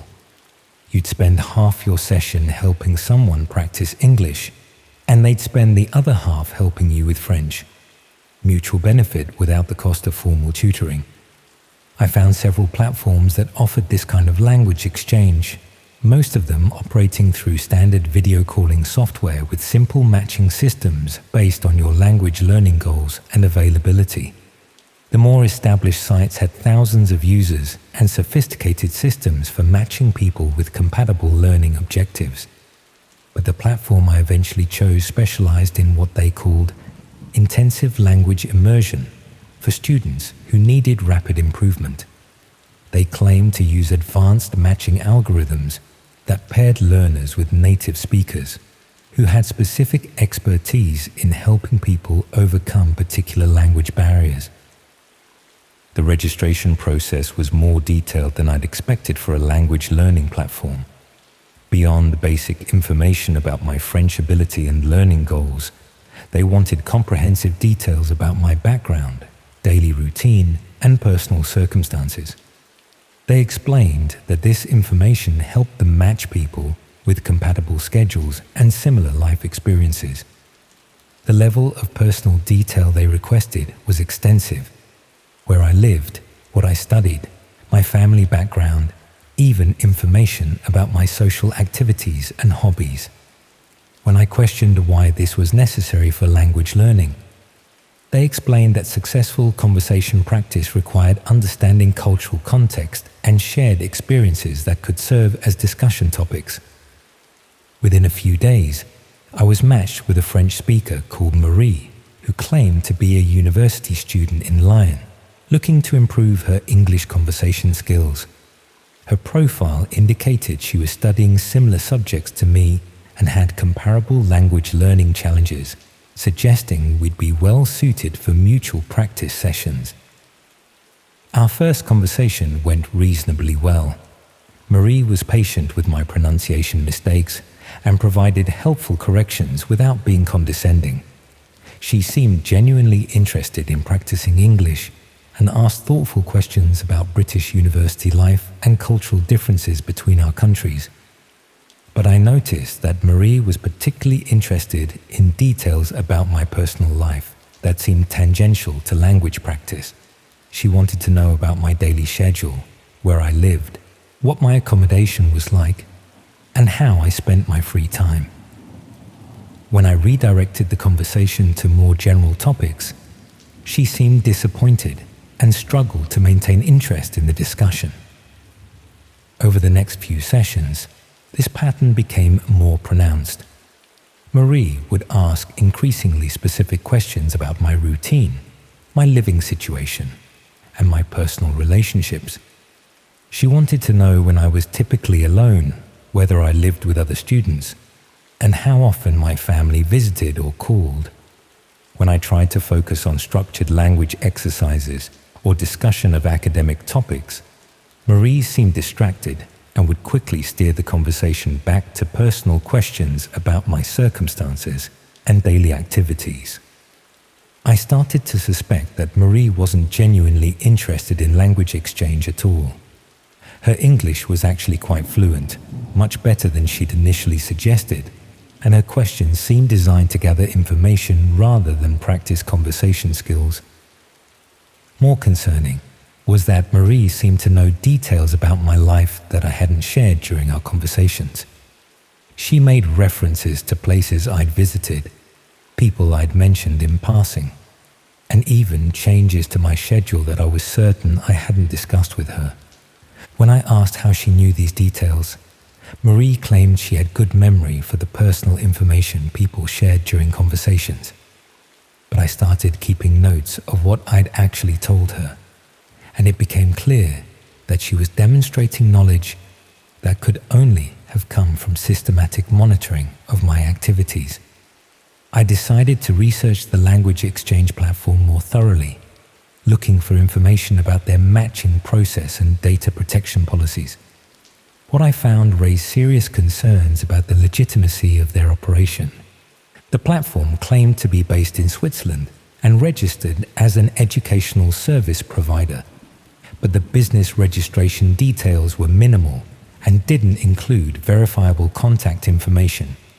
Their terms of service were vague about how personal data was collected, stored, and shared with other users. Most concerning was the discovery that many users had similar experiences to mine. Language exchange partners who seemed more interested in gathering personal information than practicing conversation, and who demonstrated knowledge about users' lives that couldn't have been obtained through normal conversation. Some users reported that their supposed language partners had tried to arrange in-person meetings, claiming they were visiting the UK and wanted to practice English in real-world situations. Others had received unsolicited contact from their partners outside the platform, including phone calls and messages to personal accounts they'd never shared. The pattern suggested that the language exchange platform was being used as a cover for systematic data collection about vulnerable young people, particularly international students and others who might be isolated or seeking social connections. I tried to research Marie's background more thoroughly, using the information she'd provided in her profile to verify her identity and location. What I found was troubling. There was no evidence that Marie was a real person at all. The university she claimed to attend had no record of students matching her description. The photos in her profile appeared to be stock images rather than genuine personal photographs. Even her supposed social media accounts were recently created and contained minimal genuine content. Marie was a completely fabricated identity, created specifically to interact with language learners and gather information about their personal circumstances. I realized that I'd been providing detailed information about my life, routine, and vulnerability to someone whose identity and motives were completely unknown to me. But ending contact with Marie wasn't straightforward. When I stopped scheduling conversation sessions, she began contacting me through other channels, claiming concern about my language learning progress and offering alternative ways to continue our practice sessions. She suggested meeting in person when she visited the UK, or continuing conversations through private messaging apps that would provide better audio quality than the platform's built-in system. When I declined these suggestions, she seemed genuinely distressed and insisted that abandoning our language exchange would significantly harm both of our learning objectives. Her persistence in maintaining contact seemed excessive for someone who was supposedly just disappointed about losing a conversation partner. It felt more like someone who was concerned about losing access to information they'd been systematically collecting. I started monitoring whether my personal information was appearing in unexpected places online, concerned that details I'd shared with Marie might be used for identity theft or other fraudulent purposes. What I found was evidence that information about my circumstances was being traded through hidden marketplaces that specialized in data about students and young people. Personal details, daily routines, and contact information were being sold to buyers who weren't identified but were presumably planning to use the data for criminal purposes. Some of the information being traded was specific enough that it could only have come from the detailed conversations I'd had with Marie during our supposed language exchange sessions. I wasn't just a victim of data theft. I was part of a systematic operation that used language learning as a pretext for gathering intelligence about vulnerable young people who could be targeted for various types of exploitation. The language exchange platform was essentially a recruitment tool for identifying isolated students who were seeking social connections and might be susceptible to manipulation or fraud. I tried to research other users who might have been similarly targeted, hoping to warn them about what was happening and gather evidence that could be used to expose the operation. But contacting other users was difficult because the platform didn't provide direct communication between participants beyond their scheduled language exchange sessions. I could only reach people who happened to be online at the same time I was, and most seemed reluctant to discuss their experiences with platform security or data protection. The few users I managed to speak with confirmed that they'd had similar experiences with language partners who seemed more interested in personal information than conversation practice. But most hadn't realized the full scope of what was happening and were shocked to learn that their personal details might be traded through criminal marketplaces. Some users had already experienced problems that might be connected to their participation in the language exchange program. Identity theft, unauthorized use of personal information, even stalking incidents that had started shortly after they'd shared details about their circumstances with supposed conversation partners. But proving the connection between the language platform and subsequent criminal activity was difficult. The time delays between initial data collection and eventual misuse meant that most victims didn't recognize the relationship between their language learning activities and later problems.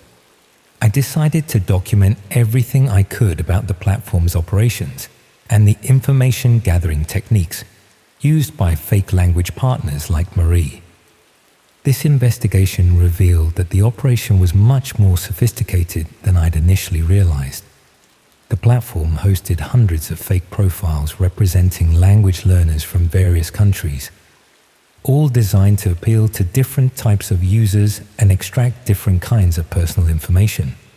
Some fake profiles targeted business students and gathered information about career prospects and financial circumstances.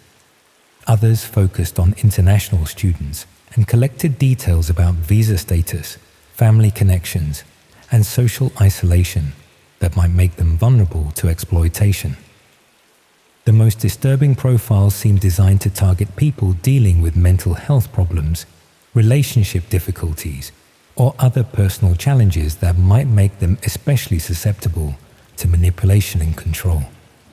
All of this information was being systematically collected, organized, and distributed through networks that specialized in facilitating crimes against vulnerable young people. The language exchange concept was just one of many methods being used to identify and profile potential victims of serious criminal activity. But exposing what I'd discovered wasn't straightforward.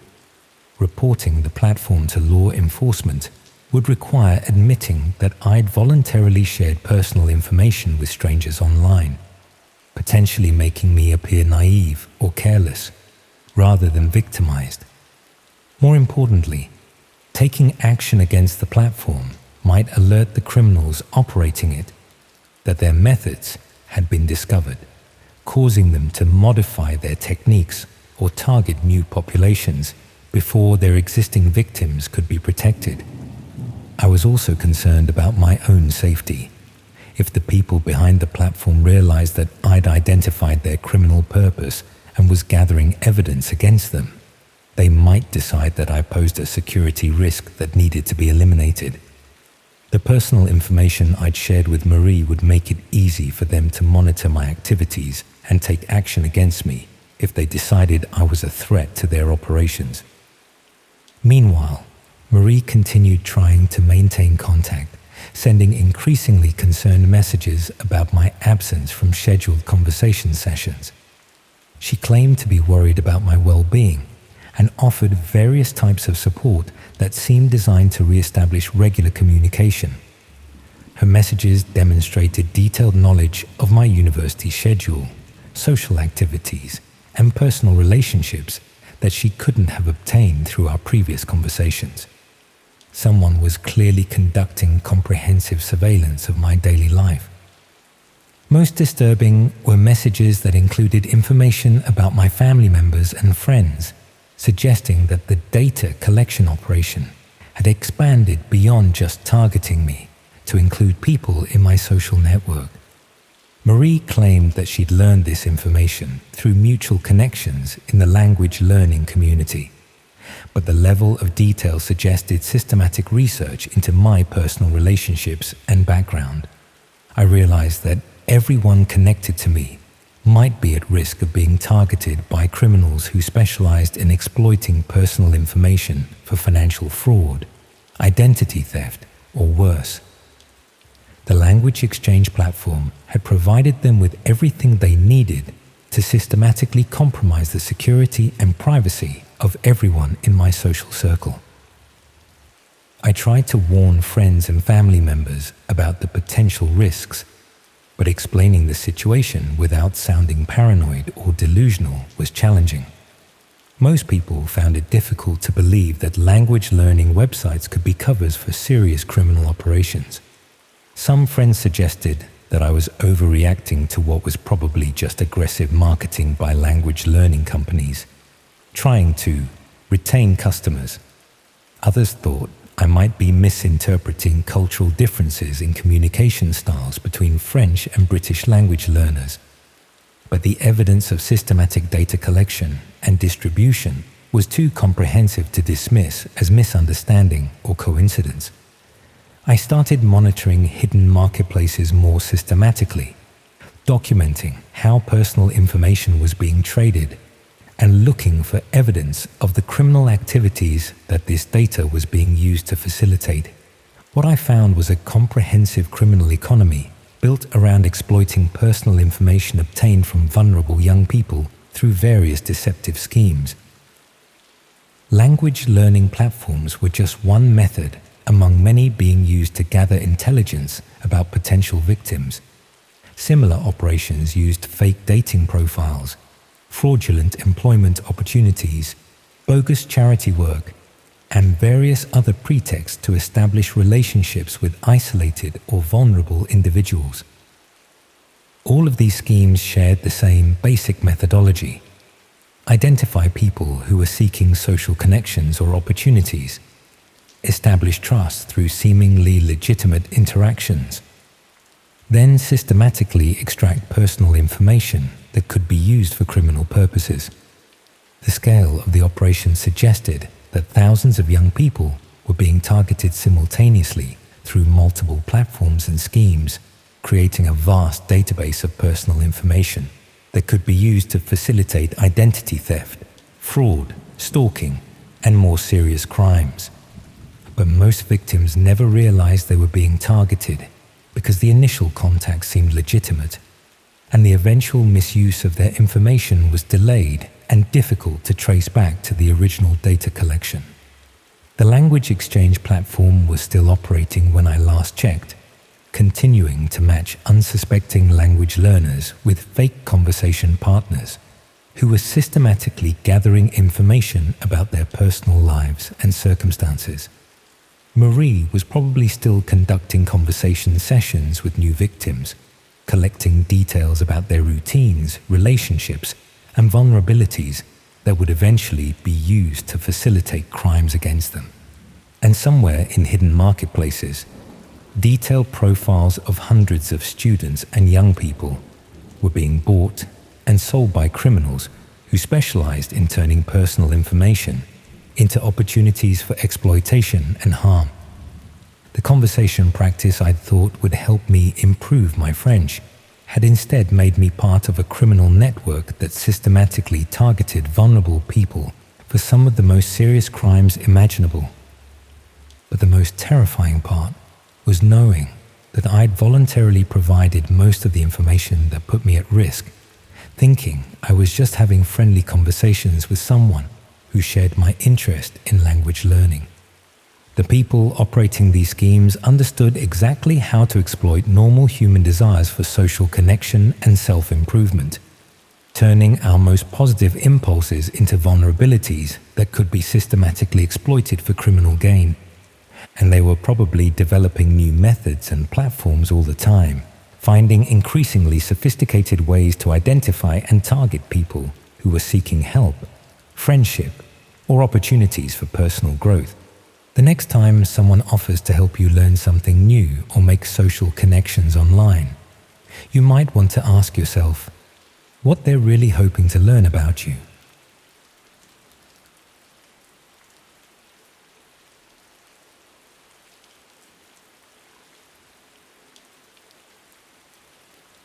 Imagine discovering that every disturbing sound you've dismissed as normal city noise was actually someone's final moments being broadcast to thousands of paying viewers on the dark web. The thing about living in a converted warehouse in East London is that you get used to strange noises. Industrial buildings weren't designed for residential living, so sounds carry in odd ways through the concrete and steel. For 2 years, I thought the sounds coming from the flat below mine were just part of urban life. Deliveries, renovations, the occasional late-night party. Now I know better, and in approximately 18 hours, I'm going to become the star of the same dark web broadcasts I've been unknowingly listening to through my floorboards. I moved into my flat in Hackney Wick after university, when the area was still affordable for someone working entry-level jobs in marketing. The building used to be a textile factory, converted into a dozen small flats with thin walls and thinner floors. Most of my neighbors were artists, freelancers, or young professionals like me who couldn't afford anywhere better. The kind of transient community where people keep to themselves and mind their own business. The flat directly below mine was occupied by someone I rarely saw. Occasionally, I'd glimpse a middle-aged man in the communal entrance, always carrying heavy bags or equipment cases. He kept odd hours and seemed to have frequent visitors, but in a building full of creative types working irregular schedules, that wasn't unusual. I knew him only as the name on the buzzer, M. Patterson. The first time I noticed something strange was about 6 months after moving in. I was working late on my laptop when I heard what sounded like someone crying through the floor. Not ordinary crying. Desperate, terrified sobbing that lasted for several minutes before stopping abruptly. I assumed it was an argument between Patterson and a partner, the kind of domestic situation you pretend not to hear in shared buildings. Over the following weeks, similar sounds occurred regularly. Always late at night, always brief, always stopping suddenly.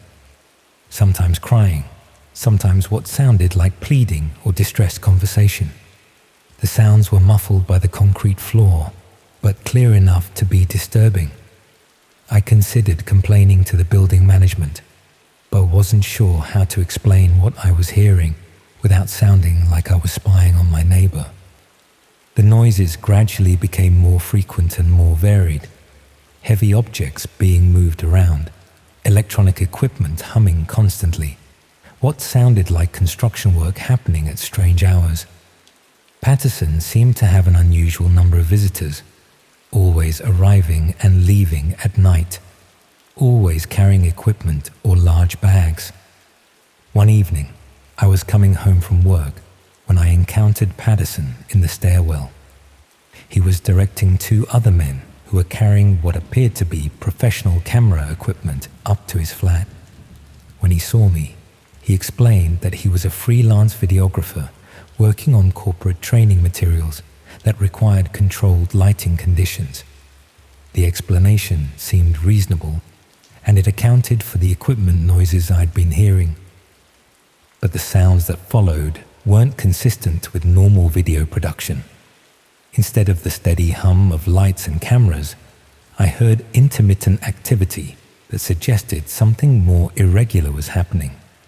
Periods of intense activity followed by long silences. Sounds that suggested distress or conflict rather than professional filming. About a month later, I discovered what appeared to be the first concrete evidence of something wrong. I was taking rubbish to the communal bins when I found several items that had clearly come from Patterson's flat. Medical supplies, plastic sheeting, and cleaning products that seemed excessive for normal household use. The combination was disturbing, particularly given the sounds I'd been hearing. I started paying closer attention to the patterns of activity below. The sounds seemed to follow a schedule. Preparation phases involving equipment setup, periods of intense activity that included the distressing human sounds, followed by cleanup periods that often lasted until dawn. The pattern repeated roughly once a week, always at night, always following the same sequence. One night, curiosity got the better of me. During what sounded like a preparation phase, I went down to the communal garden behind the building and looked up at Patterson's windows. They were covered with blackout material, but I could see the edges of bright lighting equipment around the frames. What disturbed me more was seeing cables running from his windows to a small satellite dish I hadn't noticed before. The next morning, I found Patterson in the communal entrance and casually asked about his video work. He was more forthcoming than I expected, explaining that he specialized in niche content for international clients. He mentioned working with subjects who required discretion and privacy, hence the soundproofing and security measures he'd installed. He also mentioned that his work required high-speed internet connections and specialized broadcasting equipment. When I asked about the satellite dish, Patterson explained that his clients demanded secure, encrypted transmission methods that standard internet connections couldn't provide. He said he used dark web protocols to ensure client confidentiality and protect the privacy of his subjects. The explanation sounded professional, but something about his manner suggested he was being deliberately vague. Over the following days, I researched dark web broadcasting and discovered information about red rooms, allegedly live-stream torture or murder where viewers could pay to watch or influence events. Most sources insisted they were urban legends, but some suggested they might exist using sophisticated encryption and cryptocurrency payment systems to avoid detection. The timing coincided with an escalation in the sounds from Patterson's flat. The preparation phases became longer and more complex. The periods of distress became more intense and extended. The cleanup phases seemed to involve more thorough work, including what sounded like industrial cleaning equipment. I also noticed changes in the building's internet connectivity. During Patterson's active periods, the shared Wi-Fi became unreliable, suggesting he was using substantial bandwidth for upload activity. When I mentioned this to other residents, they confirmed experiencing similar issues, always at night, always coinciding with increased activity from Patterson's flat. 2 weeks ago, everything changed. I was lying in bed around midnight when I heard sounds that were unmistakably different from the usual pattern. Instead of the typical preparation noises, I heard what sounded like a struggle, followed by someone calling for help in a voice that carried clearly through the floor. The sound suggested someone was in immediate danger. I called the police, reporting a possible domestic violence situation. They arrived within minutes and spoke to Patterson, who calmly explained that he was editing audio for a documentary about crime victims.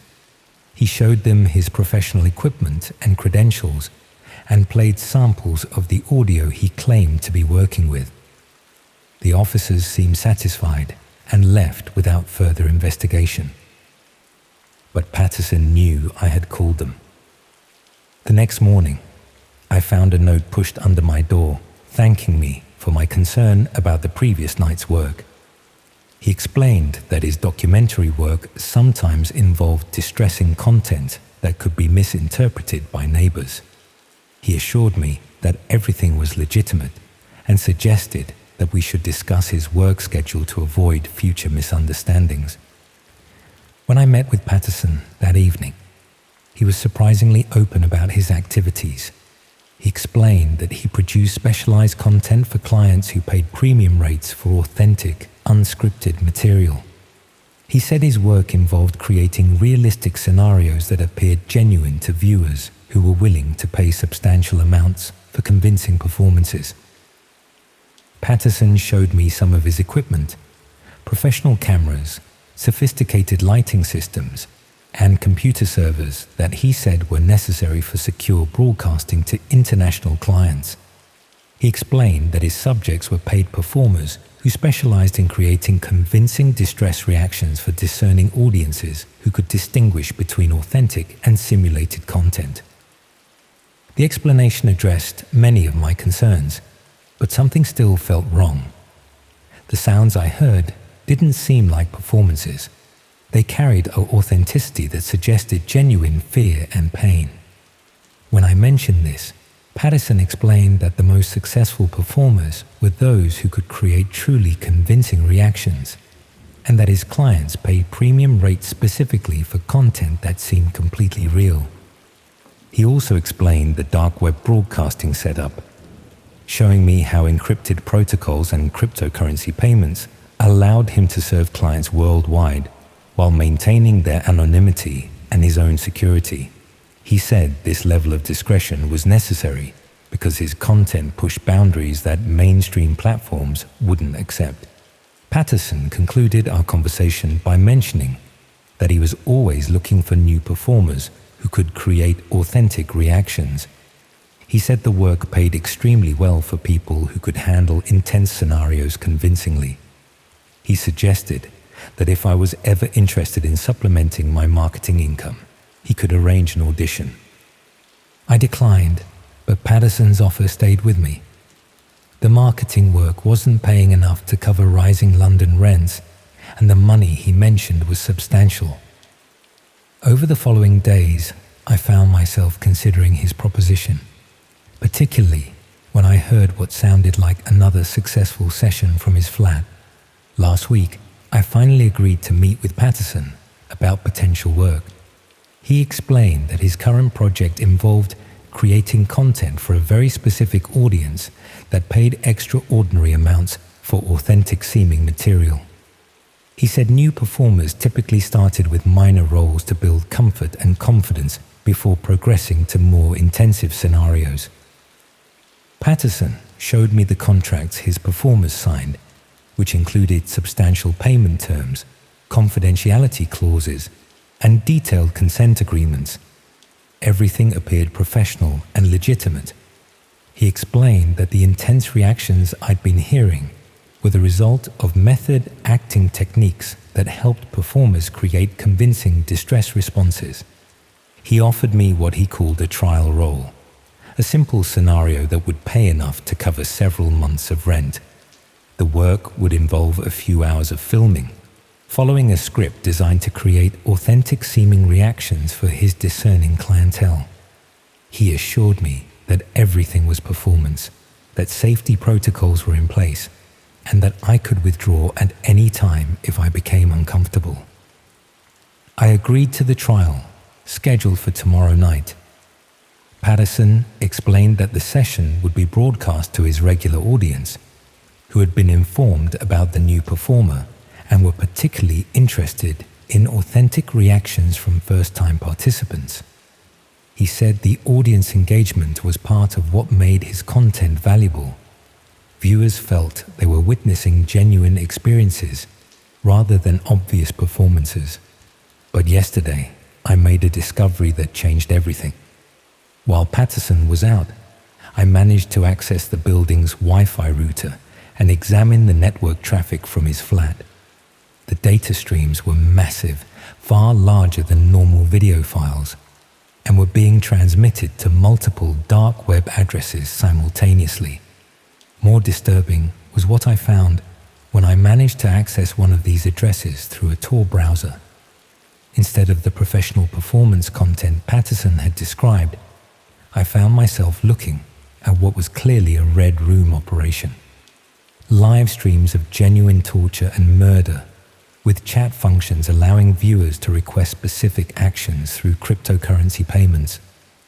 The archives showed dozens of previous broadcasts, all apparently filmed in Patterson's flat, all featuring people who displayed genuine terror and pain rather than convincing acting.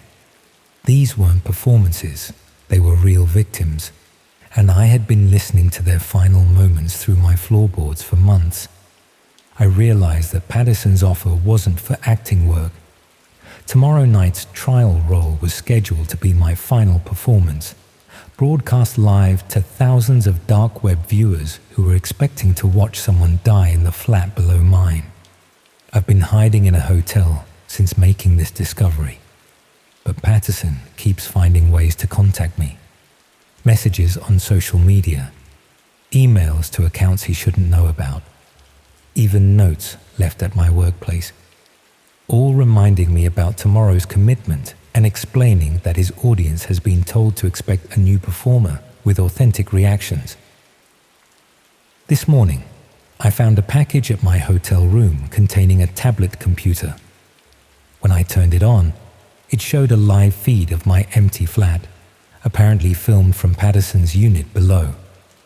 Text on the screen explained that the audience was already gathering for tomorrow's broadcast and that my non-appearance would disappoint viewers who had paid premium rates for the session. The message also included details about my daily routines, my workplace, my family's addresses. Information that made it clear they had been monitoring me far longer than I realized. The final line explained that tomorrow's broadcast would happen regardless of my cooperation. The only question was whether I would be conscious for it. I'm writing this from another hotel, but I know they'll find me again. Patterson's operation is too sophisticated, too well-resourced, too experienced at managing unwilling participants. I've heard too many of their victims through my floorboards to believe I can escape the same fate. Tomorrow night, thousands of people on the dark web will watch a live stream from the flat below mine. They've paid in cryptocurrency to see authentic reactions from someone who doesn't know what's really happening until it's too late. They've been promised genuine terror and pain rather than acted performances. The most horrifying realization is that I've been living above a dark web red room for over a year, listening to people die while assuming they were just neighbors arguing or filming amateur videos. I've been an unwitting witness to dozens of murders, dismissing genuine cries for help as domestic disputes or creative projects. How many other people might be living above or next to similar operations? How many strange noises do we ignore because we don't want to get involved? How many victims have called for help through thin walls and floors, only to have neighbors assume it's just part of urban living? The dark web has made it possible for these operations to exist anywhere, hidden in plain sight, broadcasting horror to paying audiences, while neighbors remain oblivious to what's happening around them. The technology makes it easy to hide, to pay anonymously, to consume murder as entertainment. I should have trusted my instincts about those sounds, should have called police sooner, should have investigated more thoroughly instead of minding my own business, should have realized that genuine distress sounds different from acting or arguments. But it's too late for should-haves now. Tomorrow night, I'll probably become another voice crying through floorboards that someone else will dismiss as just neighborhood noise. Whether I show up willingly or they come to collect me, tomorrow's broadcast will feature the neighbor who lived upstairs and listened to all the previous victims without understanding what he was hearing. And somewhere above us, another neighbor will probably assume my screams are just someone having a bad night.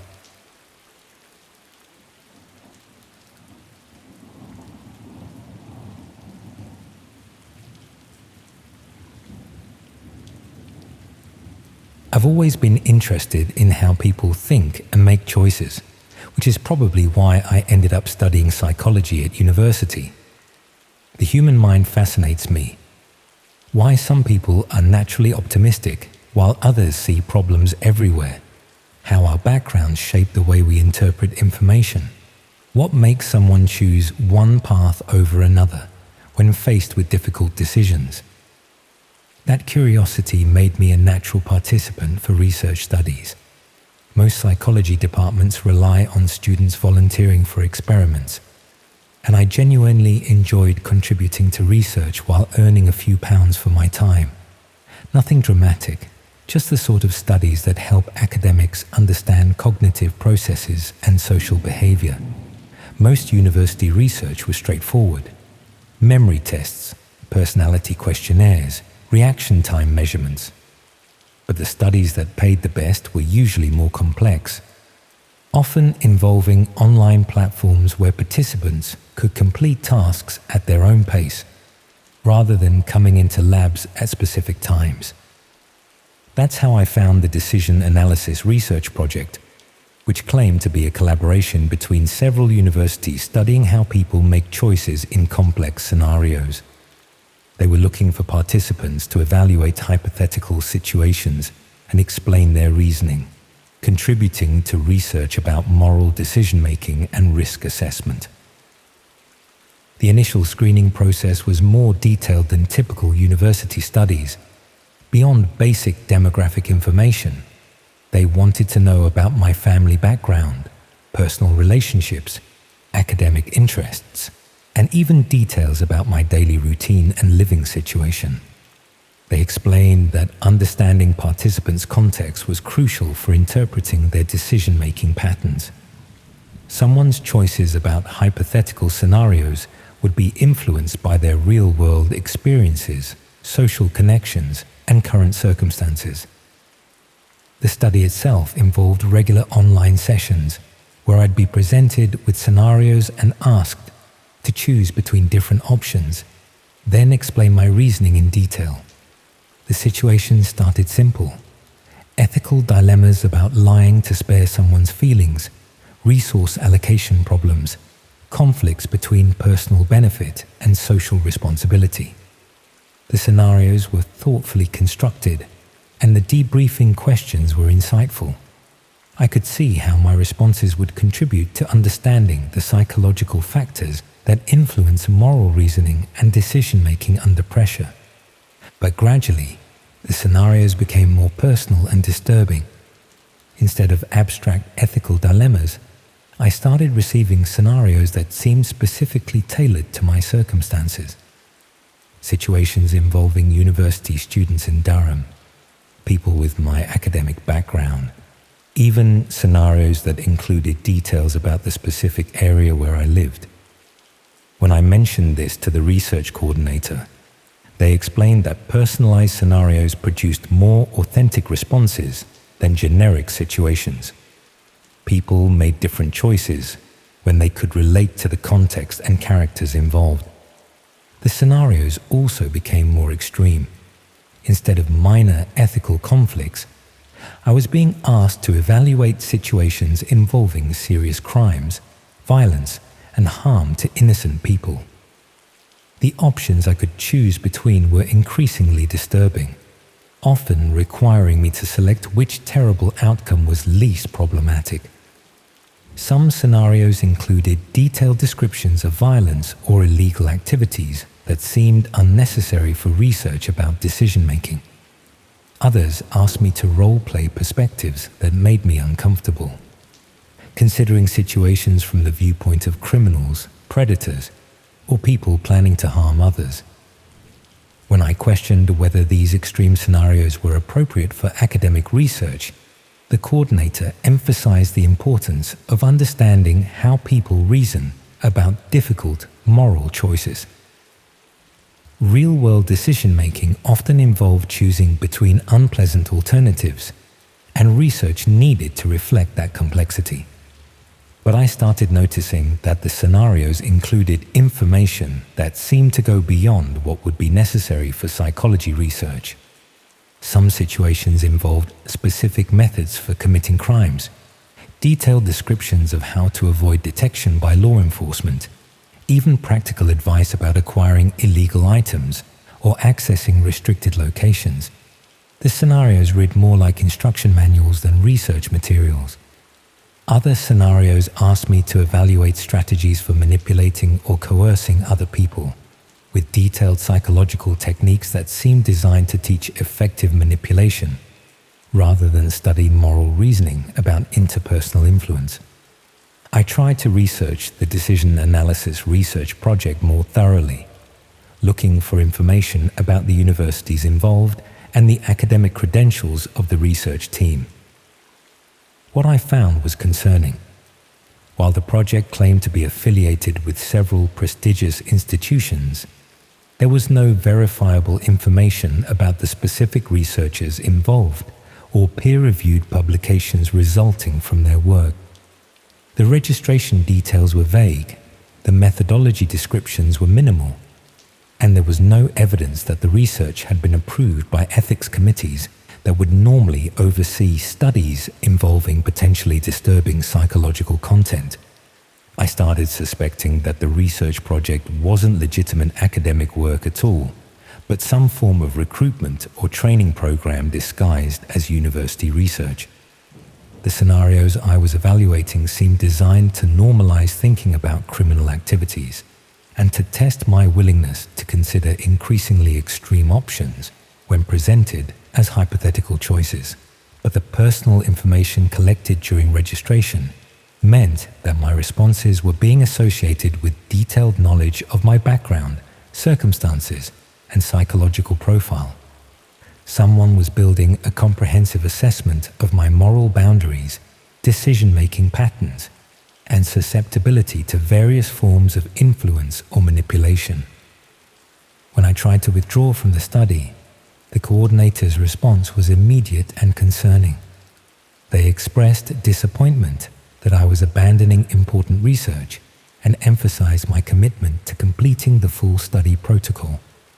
They also offered substantial bonus payments for continuing participation and suggested that withdrawing would disappoint the academic supervisors, who had specifically requested my continued involvement based on the quality of my previous responses. The pressure to continue felt excessive for volunteer research participation. It seemed more like concern about losing control over someone who had provided valuable information or demonstrated useful capabilities. I tried to research other participants in the decision analysis research project, hoping to understand whether they'd had similar experiences with increasingly disturbing scenarios and pressure to continue participation. But the project's privacy policies prevented direct contact between participants, and online searches revealed no discussions or reviews of the research from people who had completed the study. Either participants were maintaining strict confidentiality about their involvement, or something was preventing them from sharing information about their experiences.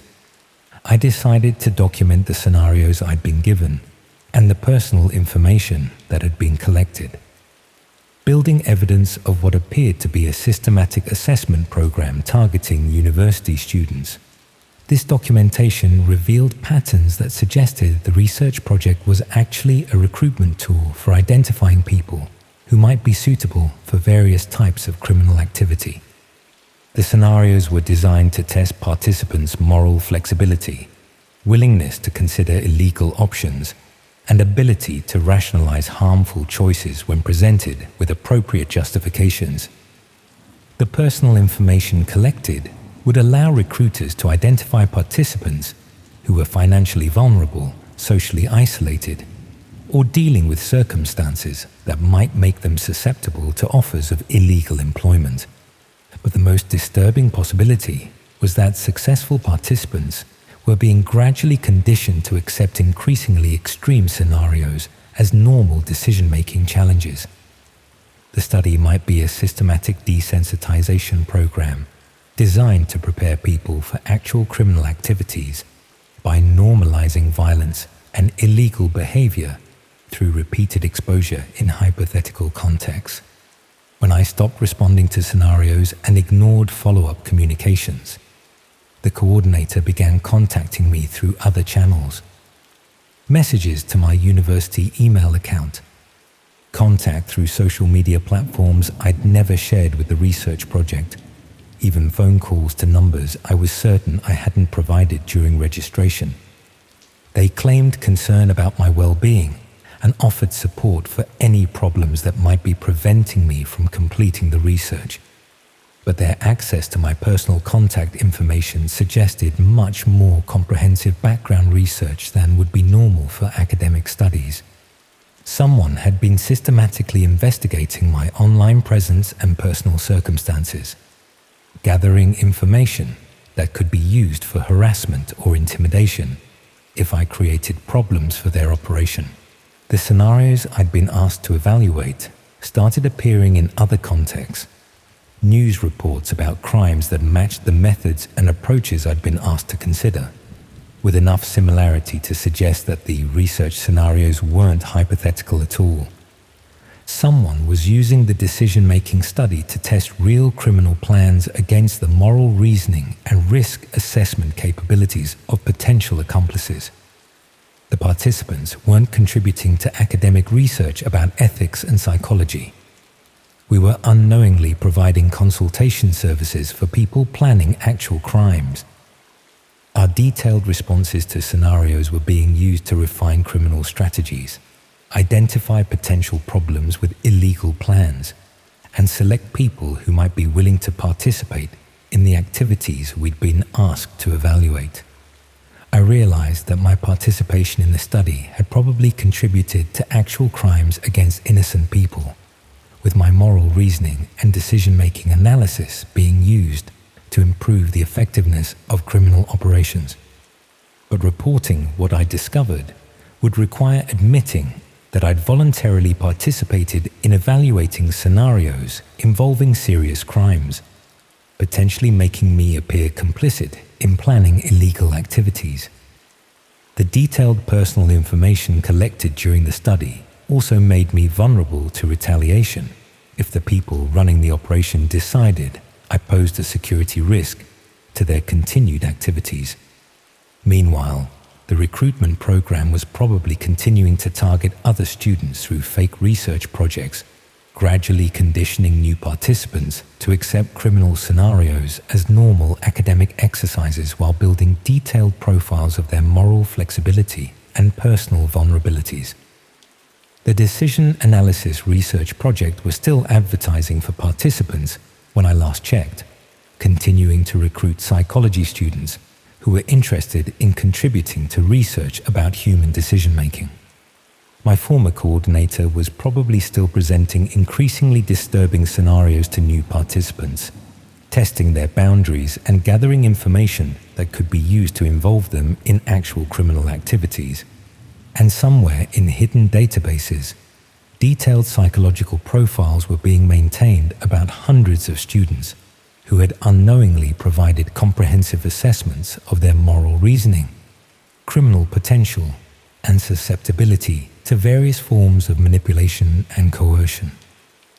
The research study I'd thought would contribute to understanding human psychology had instead made me an unwitting consultant for criminal operations that exploited academic curiosity to recruit accomplices and refine illegal strategies. But the most disturbing realization was that legitimate university research was probably being infiltrated by similar recruitment programs, making it impossible for students to distinguish between genuine academic studies and criminal assessment tools. People seeking to contribute to psychological research were being systematically evaluated for their potential usefulness in illegal activities, with their trust in academic institutions being exploited to facilitate serious crimes against innocent victims.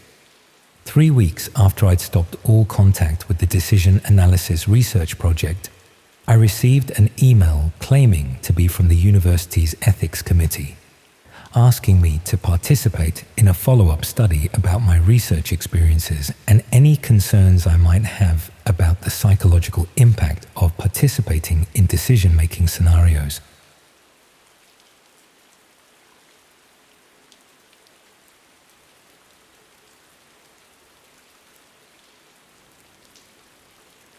I've struggled with my weight since I was a teenager, trying every diet and exercise program that promised lasting results. Growing up in Norwich with a family that showed love through food, I learned early that eating was about much more than nutrition. By the time I started university in Cambridge, I was carrying enough extra weight to affect my confidence and health, but not enough to qualify for NHS support. The campus gym was intimidating and expensive. Most diet programs were designed for people with more money than students typically had, and the stress of studying often made my eating habits worse rather than better. I tried various online communities and apps, but most were either full of people selling supplements or so focused on extreme restrictions that they felt impossible to maintain. That's when I found a community called Wellness Transformation that claimed to offer personalized support for people who had struggled with traditional weight loss methods. Their approach emphasized gradual lifestyle changes rather than dramatic restrictions, with individual meal plans and regular check-ins with qualified nutrition advisors. The registration process was thorough, including detailed questionnaires about my medical history, current eating habits, exercise routine, and previous diet experiences. They also requested information about my living situation, daily schedule, and access to different types of food in my area. They explained that successful weight loss required understanding the complete context of someone's life, including social and environmental factors that might affect their ability to maintain healthy habits. The comprehensive assessment would allow them to create a program that was realistic and sustainable for my specific circumstances. Within a week, I received a personalized meal plan with detailed shopping lists, preparation instructions, and explanations of how each element contributed to healthy weight loss. The plan was more complex than I'd expected, including specific brands of ingredients, precise portion measurements, and timing requirements for meals and snacks. But the recommendations seemed well researched, and the advisor assigned to my case was knowledgeable about nutrition science and weight management. The plan avoided extreme restrictions and included foods I actually enjoyed, making it feel sustainable rather than punitive. I started following the meal plan carefully, tracking my progress through the community's app and participating in regular check-ins with my advisor. The initial results were encouraging: steady weight loss without the hunger and fatigue that had sabotaged previous diet attempts. But after a few weeks, I began experiencing symptoms that seemed unrelated to normal weight loss: persistent headaches, difficulty concentrating, and occasional dizziness that made it hard to focus during lectures. When I mentioned these issues to my advisor, they assured me that temporary discomfort was normal as my body adjusted to healthier eating patterns. They recommended specific supplements that were supposed to help with the transition period, explaining that many people experience similar symptoms when changing from processed foods to natural ingredients. The supplements were available through the community's website at reasonable prices. The symptoms persisted despite taking the recommended supplements, and I started feeling worse rather than better as I continued following the meal plan.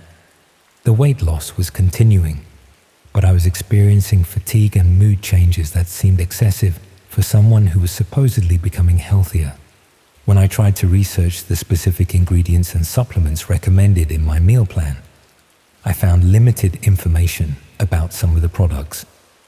Several supplements contained compounds I couldn't identify, and some of the specialized food items were only available through suppliers connected to Wellness Transformation.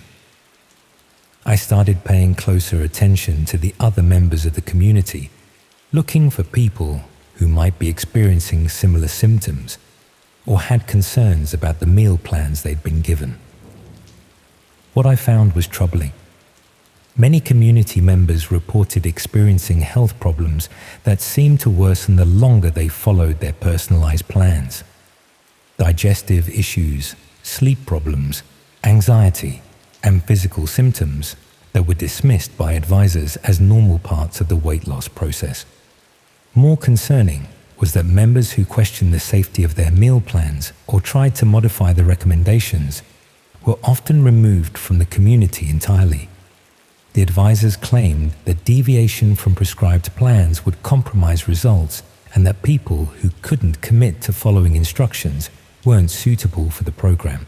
I tried to research wellness transformation more thoroughly and found that while they claimed to employ qualified nutritionists and medical professionals, there was minimal verifiable information about their staff credentials or regulatory oversight of their programs.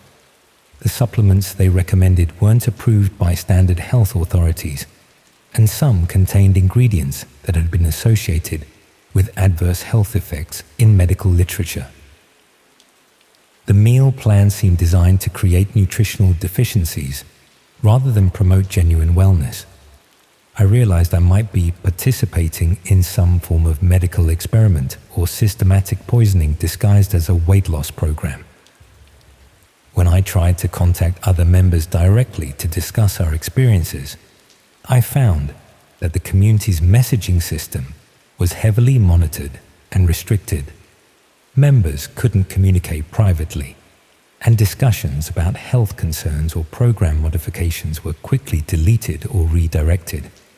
The isolation was deliberate, preventing participants from comparing experiences or recognizing patterns that might reveal the true purpose of the meal plans. I decided to stop following my meal plan and tried to withdraw from the program entirely.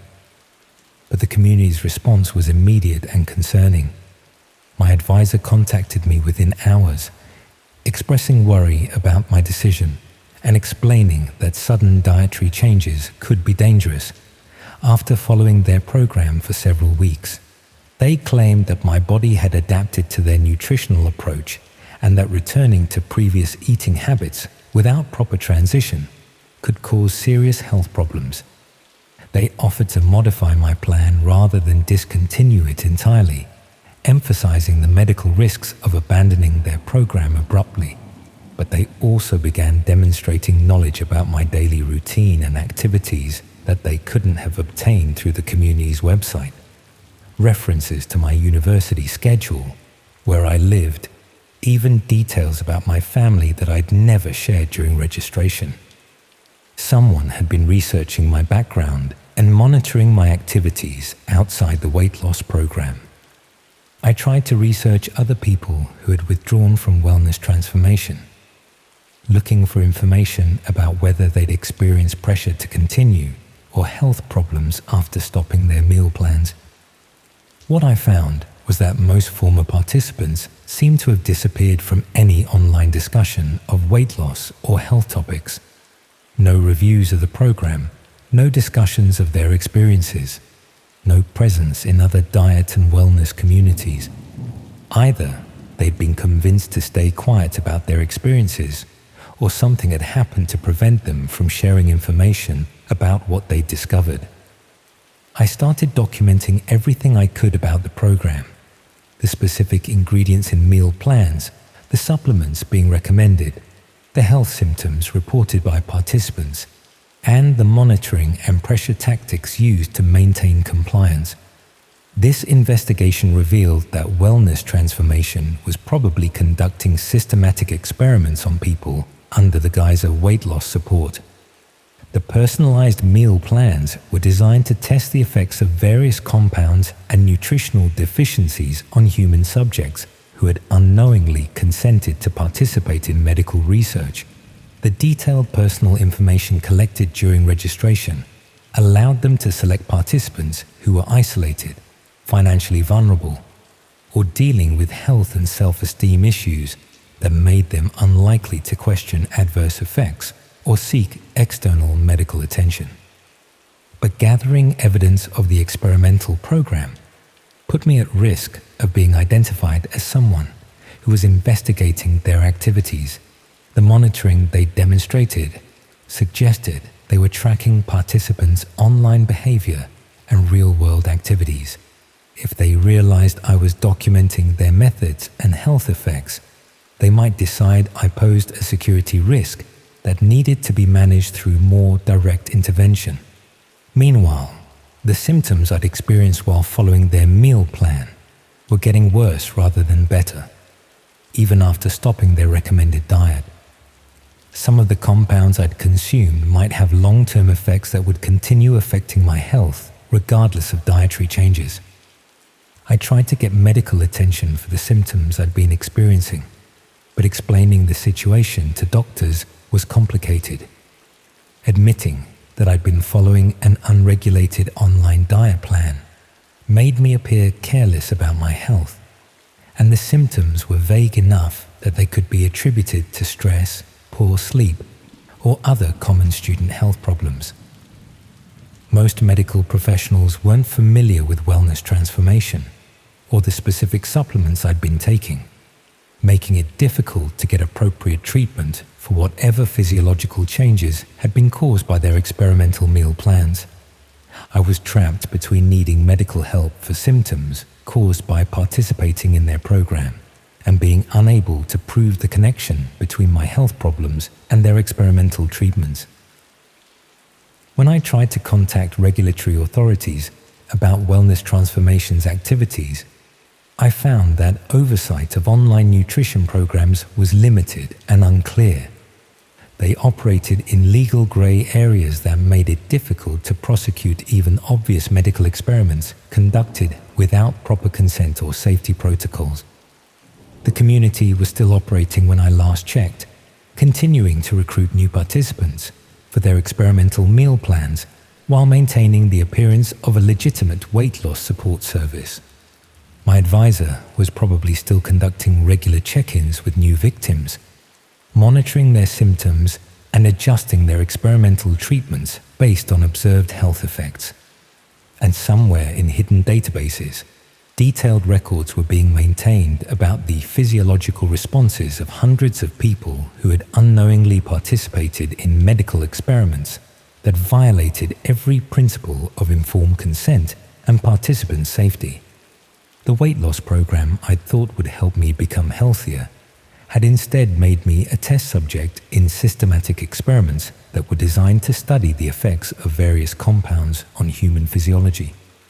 But the most disturbing aspect was realizing how many other people were probably participating in similar programs without understanding the true nature of what they'd signed up for. Online communities promising health improvements, fitness programs, nutrition support, and medical guidance were probably being used as recruitment tools for experimental research that couldn't be conducted through legitimate medical institutions. People seeking help with legitimate health concerns were being systematically exploited by researchers who used their vulnerabilities and trust to conduct experiments that would be prohibited in any ethical medical setting.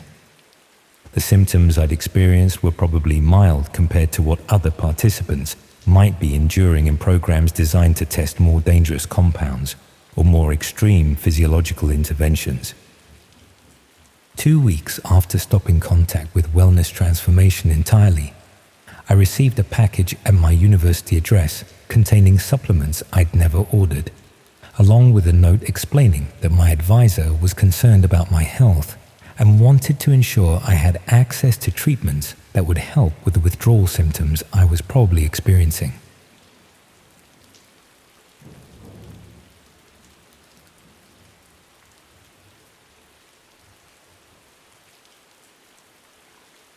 I thought I was helping a local artist with a photography exhibition, but it turns out the subjects weren't volunteers, and most of them had no idea they were being documented.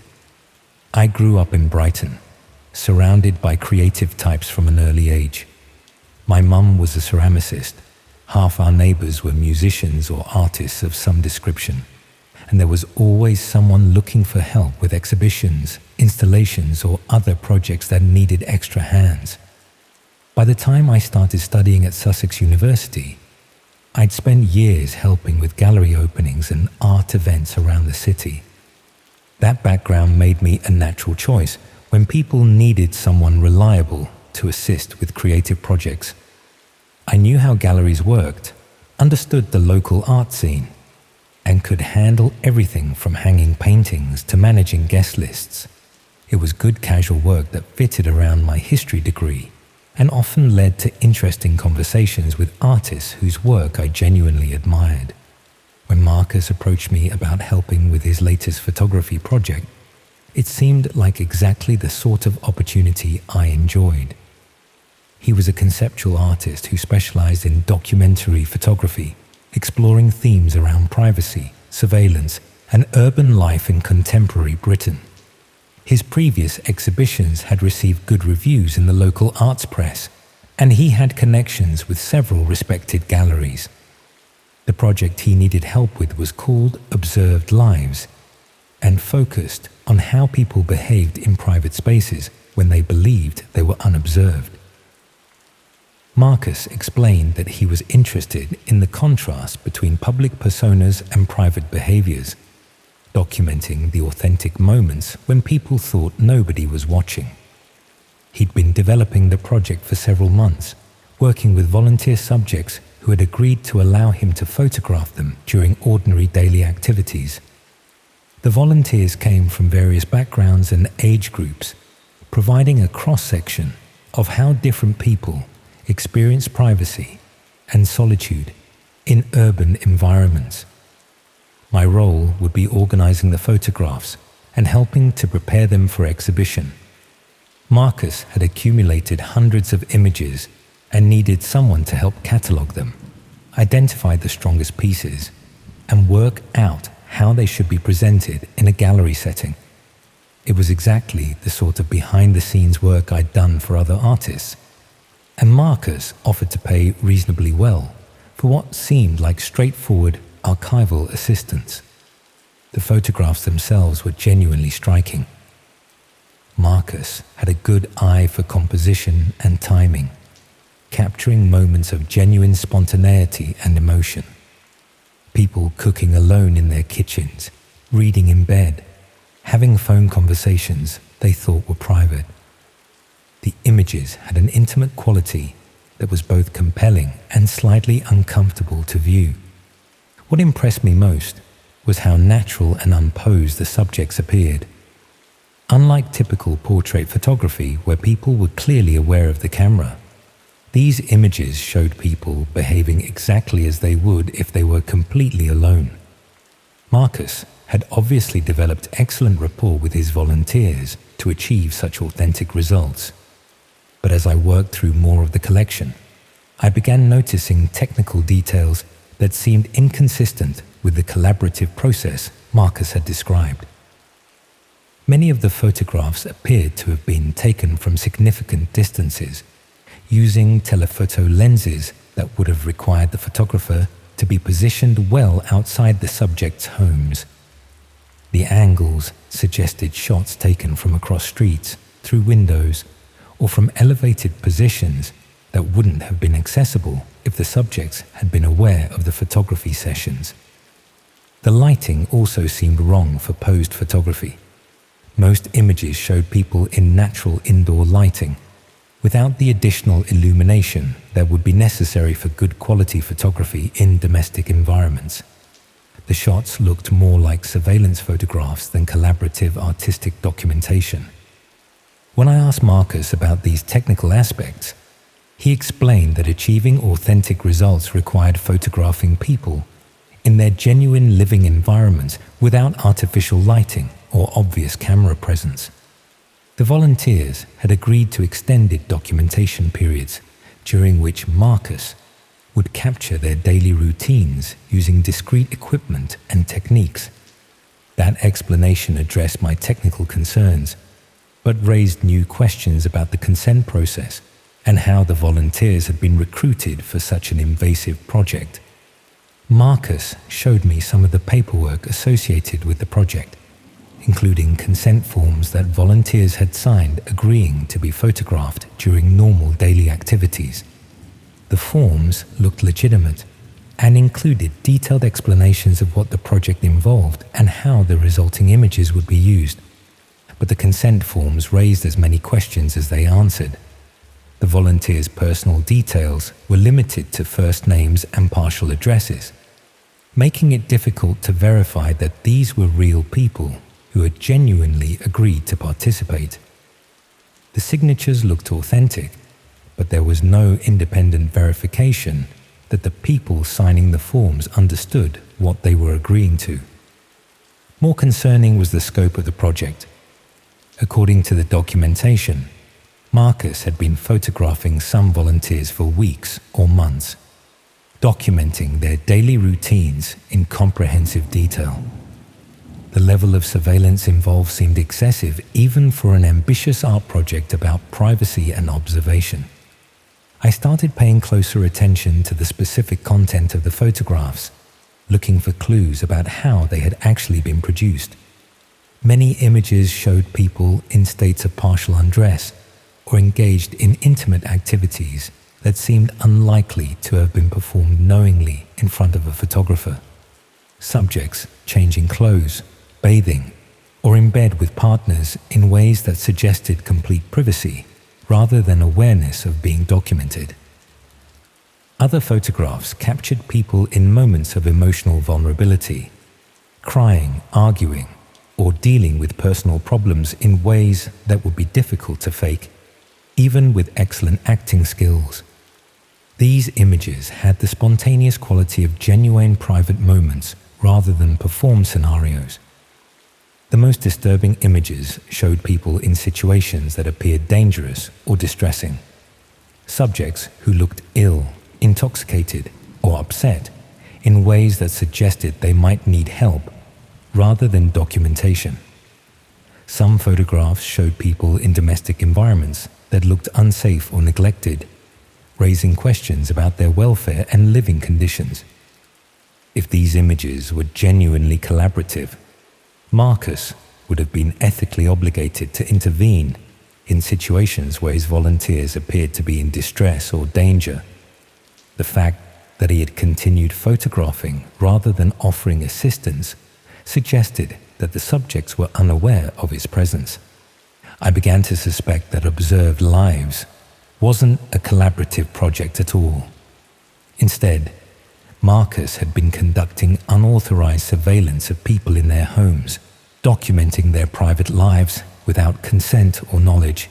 When I tried to research Marcus's previous work more thoroughly, I found inconsistencies in his artistic background that made me question whether he was a legitimate photographer at all. While he had indeed exhibited work in local galleries, the scope and technical quality of those exhibitions were much more limited than he'd suggested. His artistic reputation seemed to be based on a small number of shows that had received minimal critical attention, rather than the established career he'd implied. More troubling was the lack of documentation about how his previous projects had been developed. There were no interviews, reviews, or academic discussions that explained his methods or explored the ethical dimensions of his surveillance-based photography. Either Marcus was much less established in the art world than he'd claimed, or his previous work had also involved questionable methods that reputable critics and curators preferred not to examine too closely. I decided to investigate some of the locations where the Observed Lives photographs had been taken, hoping to understand more about how the project had been conducted. Several of the images showed distinctive architectural features or interior details that made it possible to identify specific buildings or neighborhoods. Using this information, I was able to locate some of the properties where Marcus claimed to have been working with volunteer subjects. What I found was deeply disturbing. Most of the buildings were ordinary residential properties with no obvious connection to artistic projects or experimental photography. The residents I spoke to had never heard of Marcus or any project involving documentary photography of private domestic life. More significantly, some of the properties had recently experienced break-ins or reports of prowlers that corresponded with the timeframes when Marcus claimed to have been conducting photography sessions. Residents described incidents of someone being seen in their gardens, evidence of attempted entry through windows, and feelings of being watched that they couldn't explain. Marcus hadn't been collaborating with volunteers at all. He'd been systematically stalking and surveilling people in their homes, using sophisticated photography equipment to document their private lives without consent. The art project was actually a cover story for what amounted to organized voyeurism and invasion of privacy on a massive scale. But understanding what Marcus was really doing didn't immediately resolve my situation. I'd been working with him for several weeks and had access to hundreds of photographs that constituted evidence of serious crimes. Simply walking away from the project might not protect me if law enforcement investigated his activities. More importantly, the people whose lives had been documented deserved to know what had happened and to have the opportunity to take legal action against their privacy violations. But contacting them would require admitting my involvement in cataloging and organizing the images of their private lives. I was trapped between my ethical obligation to help Marcus's victims and my potential legal liability for having assisted with organizing the evidence of his crimes. Meanwhile, Marcus continued to treat our working relationship as if everything was completely normal. He regularly checked on my progress with cataloging the photographs and discussed plans for the eventual exhibition. He seemed genuinely excited about the artistic and commercial potential of the project. His casual attitude toward what he'd been doing was almost as disturbing as the surveillance itself. Marcus clearly didn't see anything wrong with systematically violating people's privacy for artistic purposes. He viewed his subjects as source material rather than human beings whose consent and dignity mattered. When I tried to raise ethical concerns about the project, Marcus dismissed them as conventional thinking that failed to appreciate the innovative nature of contemporary conceptual art. He argued that all significant artistic breakthroughs required challenging social norms and conventional ideas about privacy and consent. He also pointed out that none of his subjects had been physically harmed, and that the photographs revealed nothing more intimate than what could be observed by neighbors, delivery drivers, or other people who had legitimate access to residential areas. That argument completely missed the point about consent and violated the fundamental principle that people should have control over how their private lives are documented and shared. But it also revealed something important about how Marcus justified his behavior to himself. He'd constructed an elaborate intellectual framework that allowed him to view systematic stalking and surveillance as legitimate artistic practice.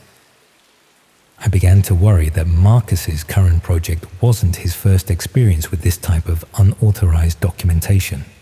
Someone who was comfortable with such extensive privacy violations had probably been engaging in similar behavior for years, developing the technical skills and psychological justifications that made observed lives possible.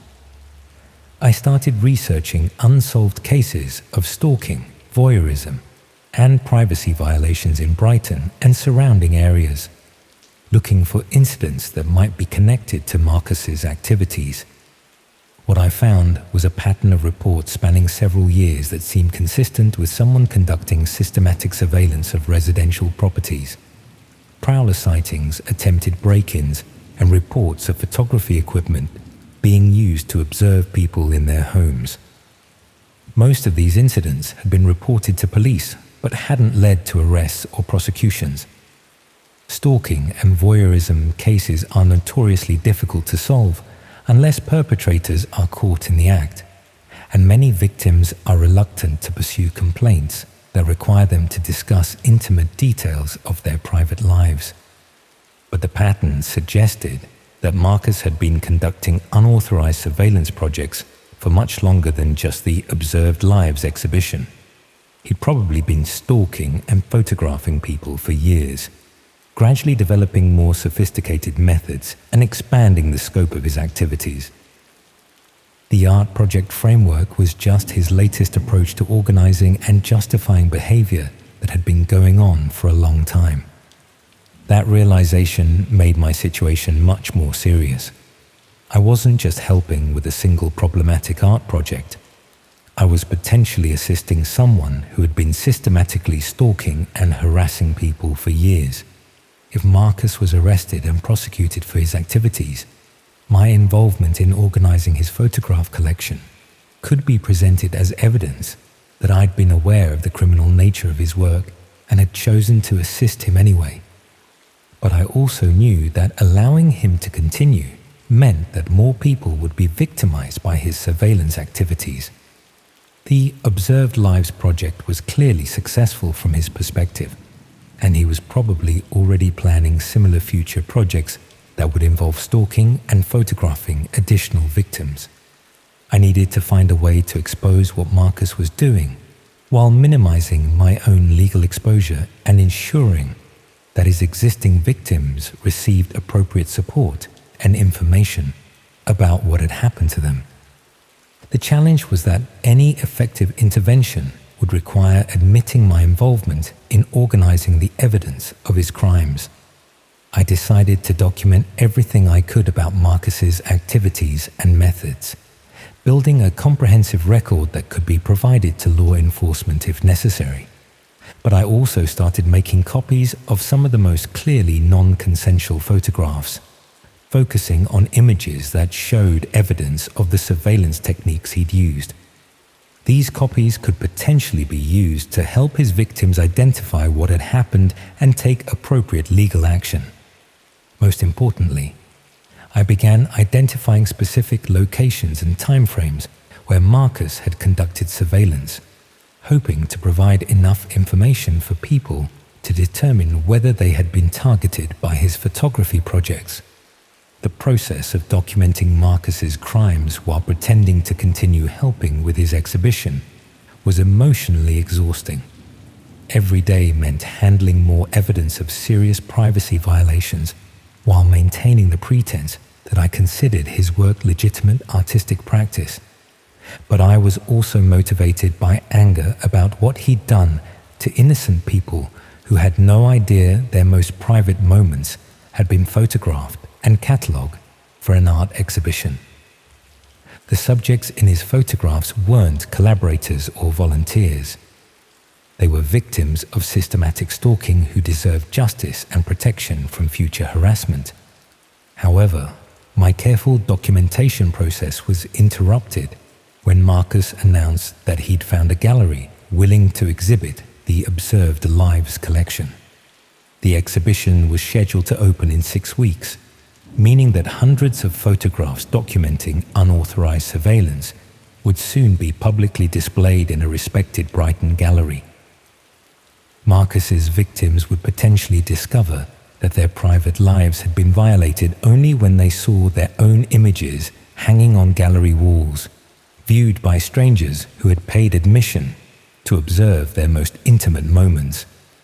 I had to act immediately to prevent the exhibition from proceeding and to alert the victims about what had been done to them.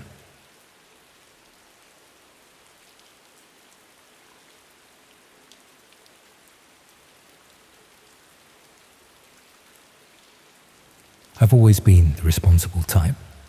Growing up, I was the kid who reminded teachers about homework and never forgot to lock the front door. My mum used to say I was born middle-aged, which wasn't exactly a compliment, but wasn't entirely wrong either. That reliability served me well when I moved to Manchester for university. While my course mates were getting bladdered every night and sleeping through lectures, I kept my head down, studied hard, and managed my money carefully. By my second year, I built up a decent reputation as someone who could be trusted with responsibilities that other students would probably mess up. That's how I ended up house-sitting for Professor Williams. She taught European history and lived in one of those Victorian terraces in Didsbury that academics always seem to end up in. The place was filled with books and quirky furniture, looking like it had been furnished entirely from charity shops, but somehow working perfectly together. She'd been recommended for a visiting fellowship at Oxford and needed someone reliable to look after her house for 6 months. The arrangement was brilliant for me. Free accommodation in a much nicer area than I could normally afford, plus a small monthly payment for handling basic maintenance and keeping the place secure. All I had to do was water her plants, deal with any post, and make sure the house didn't get broken into while she was away. Professor Williams was thorough about explaining everything before she left: which plants needed watering when, how to work the ancient central heating system, where the stopcock was in case of emergencies.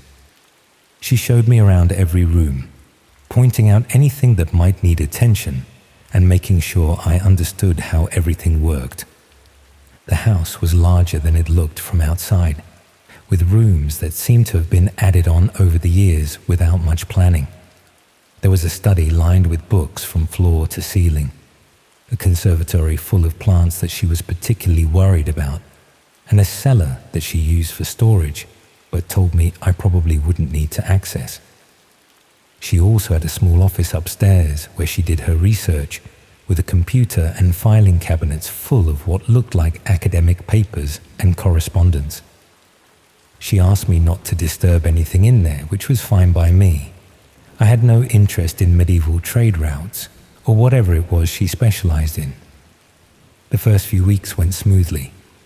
I settled into a routine of checking the plants every couple of days, bringing in any post, and generally making sure everything was ticking over normally.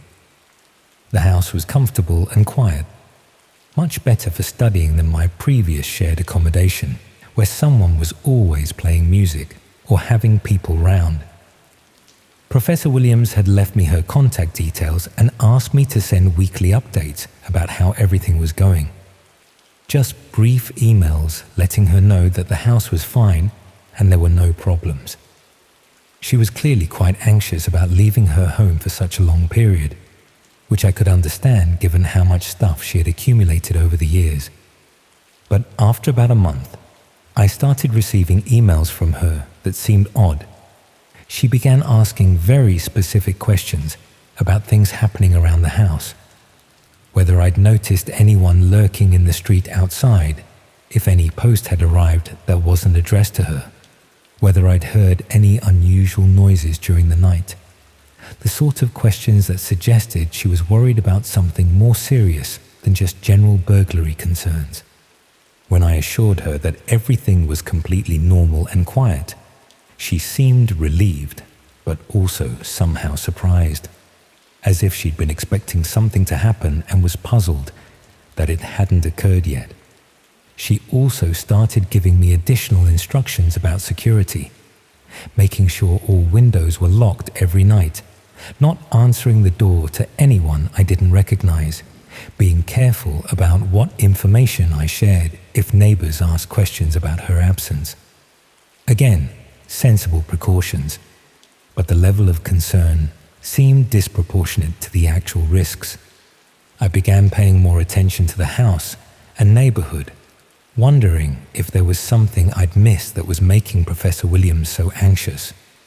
But Didsbury was exactly the sort of middle-class area where the biggest crime problem was probably bicycle theft. The neighbors were friendly but not intrusive. The street was well lit and regularly patrolled, and I'd never felt unsafe walking around at any time of day or night. The house itself also seemed perfectly secure. Good locks on all the doors and windows, a modern alarm system, even security lights that came on automatically if anyone approached the property after dark. Whatever Professor Williams was worried about, she'd clearly taken reasonable precautions to protect against it. That's when I started exploring the house more thoroughly. I'd been respectful of her privacy during the first month, staying in the main living areas and only going into other rooms when necessary for maintenance. But her increasingly worried emails made me curious about whether there was something about the property that she hadn't mentioned during her initial tour. The study and conservatory were exactly as she'd shown me. Nothing unusual or concerning. Her bedroom and the guest room where I was staying were also completely normal. But when I started looking more carefully at the upstairs office, I noticed things that hadn't registered during my initial visit. The filing cabinets contained much more than just academic research. There were folders full of correspondence with solicitors, insurance companies, and what appeared to be private investigators. Legal documents related to property disputes, insurance claims for items that had apparently been stolen, even what looked like restraining orders taken out against individuals whose names I didn't recognize. Professor Williams had clearly been dealing with some serious problems that went well beyond normal academic concerns. The computer in her office was password protected, but she'd left it logged in with several browser windows open. Most were related to her research, but there were also tabs showing websites that specialized in personal security and surveillance detection. Forums where people discussed stalking, harassment, and methods for protecting yourself against individuals who posed ongoing threats. It was becoming clear that Professor Williams's anxiety about house security wasn't general paranoia. She was dealing with specific threats from people who had targeted her in the past and might try to access her property while she was away. I started reading through more of the documents in her filing cabinets, trying to understand what kind of situation I'd gotten myself involved with. What I found was a pattern of harassment and intimidation that had been going on for several years. Someone had been systematically targeting Professor Williams with various forms of harassment, items stolen from her garden, threatening letters posted through her door, even incidents of people attempting to break into her house while she was asleep. She'd reported everything to the police, but they'd been unable to identify the perpetrators or provide effective protection. The harassment seemed to be connected to her academic work, specifically research she'd been conducting into historical property ownership in the Manchester area. Some of her findings had apparently contradicted claims made by individuals who were involved in contemporary property disputes, and they'd responded by trying to intimidate her into retracting or modifying her conclusions. But the harassment had escalated beyond simple intimidation. Recent incidents included evidence that someone had been inside her house while she was away, moving items around and accessing her computer and files. Professional security assessments had confirmed that her property was being monitored by people with sophisticated surveillance equipment and detailed knowledge of her daily routine. The Oxford Fellowship hadn't been an academic opportunity. It had been an escape route. Professor Williams had accepted the position specifically to get away from Manchester until the harassment situation could be resolved. She'd hoped that a 6-month absence would convince her tormentors to move on to other targets. But leaving the house empty created new vulnerabilities.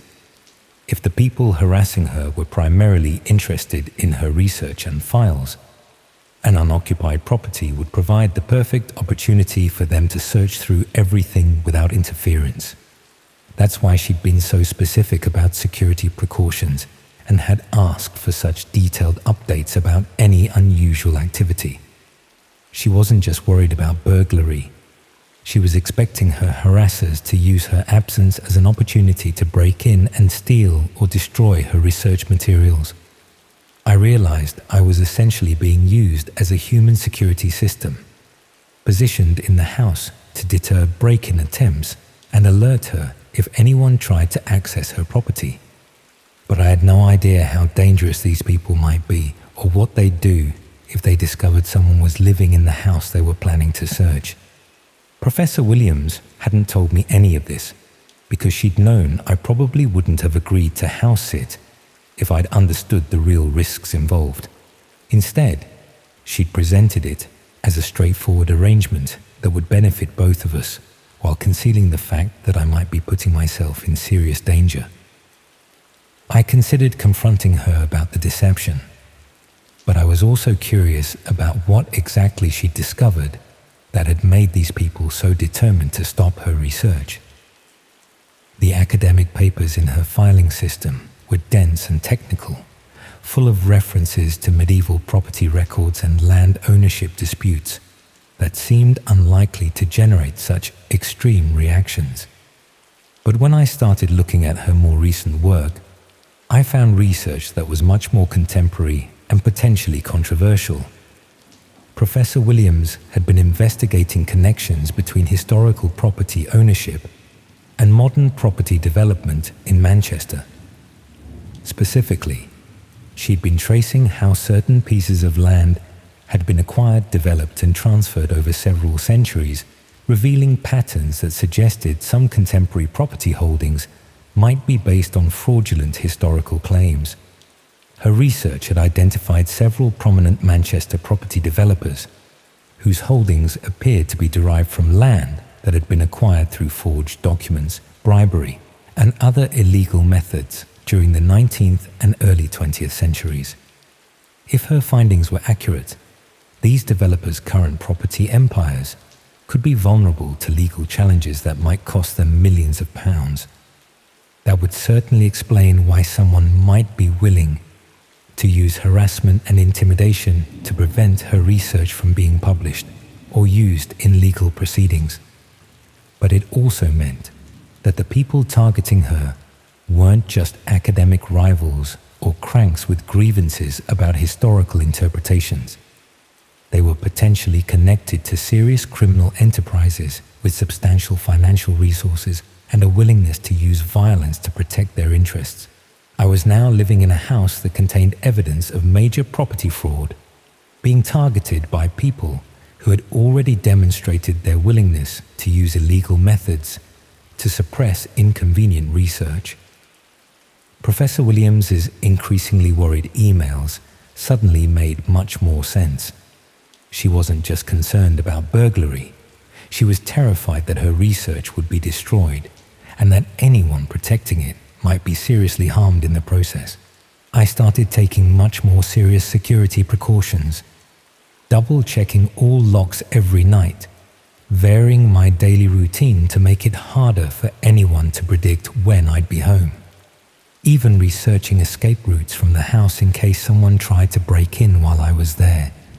But I also began preparing to document and preserve Professor Williams's research in case something did happen to the original materials. If people were willing to commit serious crimes to suppress her findings, those findings were probably important enough to deserve protection. I started copying her files onto external storage devices, uploading important documents to secure cloud storage, even photographing particularly crucial papers so there would be multiple backups if the originals were destroyed. As I worked through her research more systematically, I began to understand why it posed such a serious threat to certain property developers. Her historical analysis didn't just identify questionable land acquisitions. It provided detailed documentation that could be used in court to challenge the legal ownership of some of Manchester's most valuable commercial and residential properties. Property worth hundreds of millions of pounds could potentially be redistributed if her research was accepted as evidence in legal proceedings. Entire business empires could collapse if the historical ownership claims they were based on were proven to be fraudulent. That level of financial exposure would certainly justify extreme measures to prevent the research from becoming public knowledge. But I also realized that simply copying and storing the research wasn't enough to protect it. If the people targeting Professor Williams discovered that backup copies existed, they'd probably escalate their efforts to suppress the information entirely. Anyone known to have access to her research would become a target for the same harassment and intimidation she'd experienced. And unlike an established academic with tenure and institutional support, a student house-sitter would be much more vulnerable to serious threats. I was sitting on evidence of major crimes committed by people with significant resources and demonstrated willingness to use illegal methods to protect their interests. Even if I tried to distance myself from the situation, I now knew too much to be completely safe from retaliation. The house-sitting arrangement that had seemed like such a good opportunity was actually a trap that had put me in serious danger without my knowledge or consent. That's when I started noticing signs that the house was being watched. Cars parked in the street for longer than normal, with occupants who seemed to be observing the property rather than visiting neighbors. People walking past more frequently than you'd expect for a quiet residential street, sometimes making multiple passes within short periods. Most concerning were indications that someone had been testing the house's security measures. Scratch marks around lock mechanisms that suggested attempted lockpicking, footprints in flower beds near windows, even what looked like small electronic devices attached to the property's exterior that might have been surveillance equipment. Professor Williams's harassers had apparently identified the house as a target and were conducting reconnaissance in preparation for a break-in attempt. I tried contacting her to report these developments, but her responses became increasingly evasive. She seemed reluctant to discuss specific security concerns and kept redirecting the conversation to routine house maintenance issues, as if she was worried that our email communications might be monitored by the same people who were targeting her research. When I pressed her for clearer guidance about what to do if I discovered evidence of attempted break-ins, she suggested that I might want to consider ending the house-sitting arrangement early and returning to normal student accommodation. But by this point, I was too invested in protecting her research to simply walk away. The historical property fraud she'd uncovered was exactly the sort of investigative journalism I hoped to pursue after graduation. Her work represented years of careful research that could expose serious crimes and help victims recover property that had been stolen from their families generations earlier. If I abandoned the house and her research was destroyed, important evidence of historical injustices would be lost forever. I decided to stay and take whatever precautions I could to protect both the property and the research materials. But I also started preparing for the possibility that the harassment might escalate to direct confrontation. That preparation turned out to be necessary sooner than I'd expected. I woke up 3 nights later to the sound of someone trying to force open the back door of the house, not attempting to pick the lock or disable the alarm system, just using brute force to break through the door and gain entry as quickly as possible. I had maybe 30 seconds before they got inside.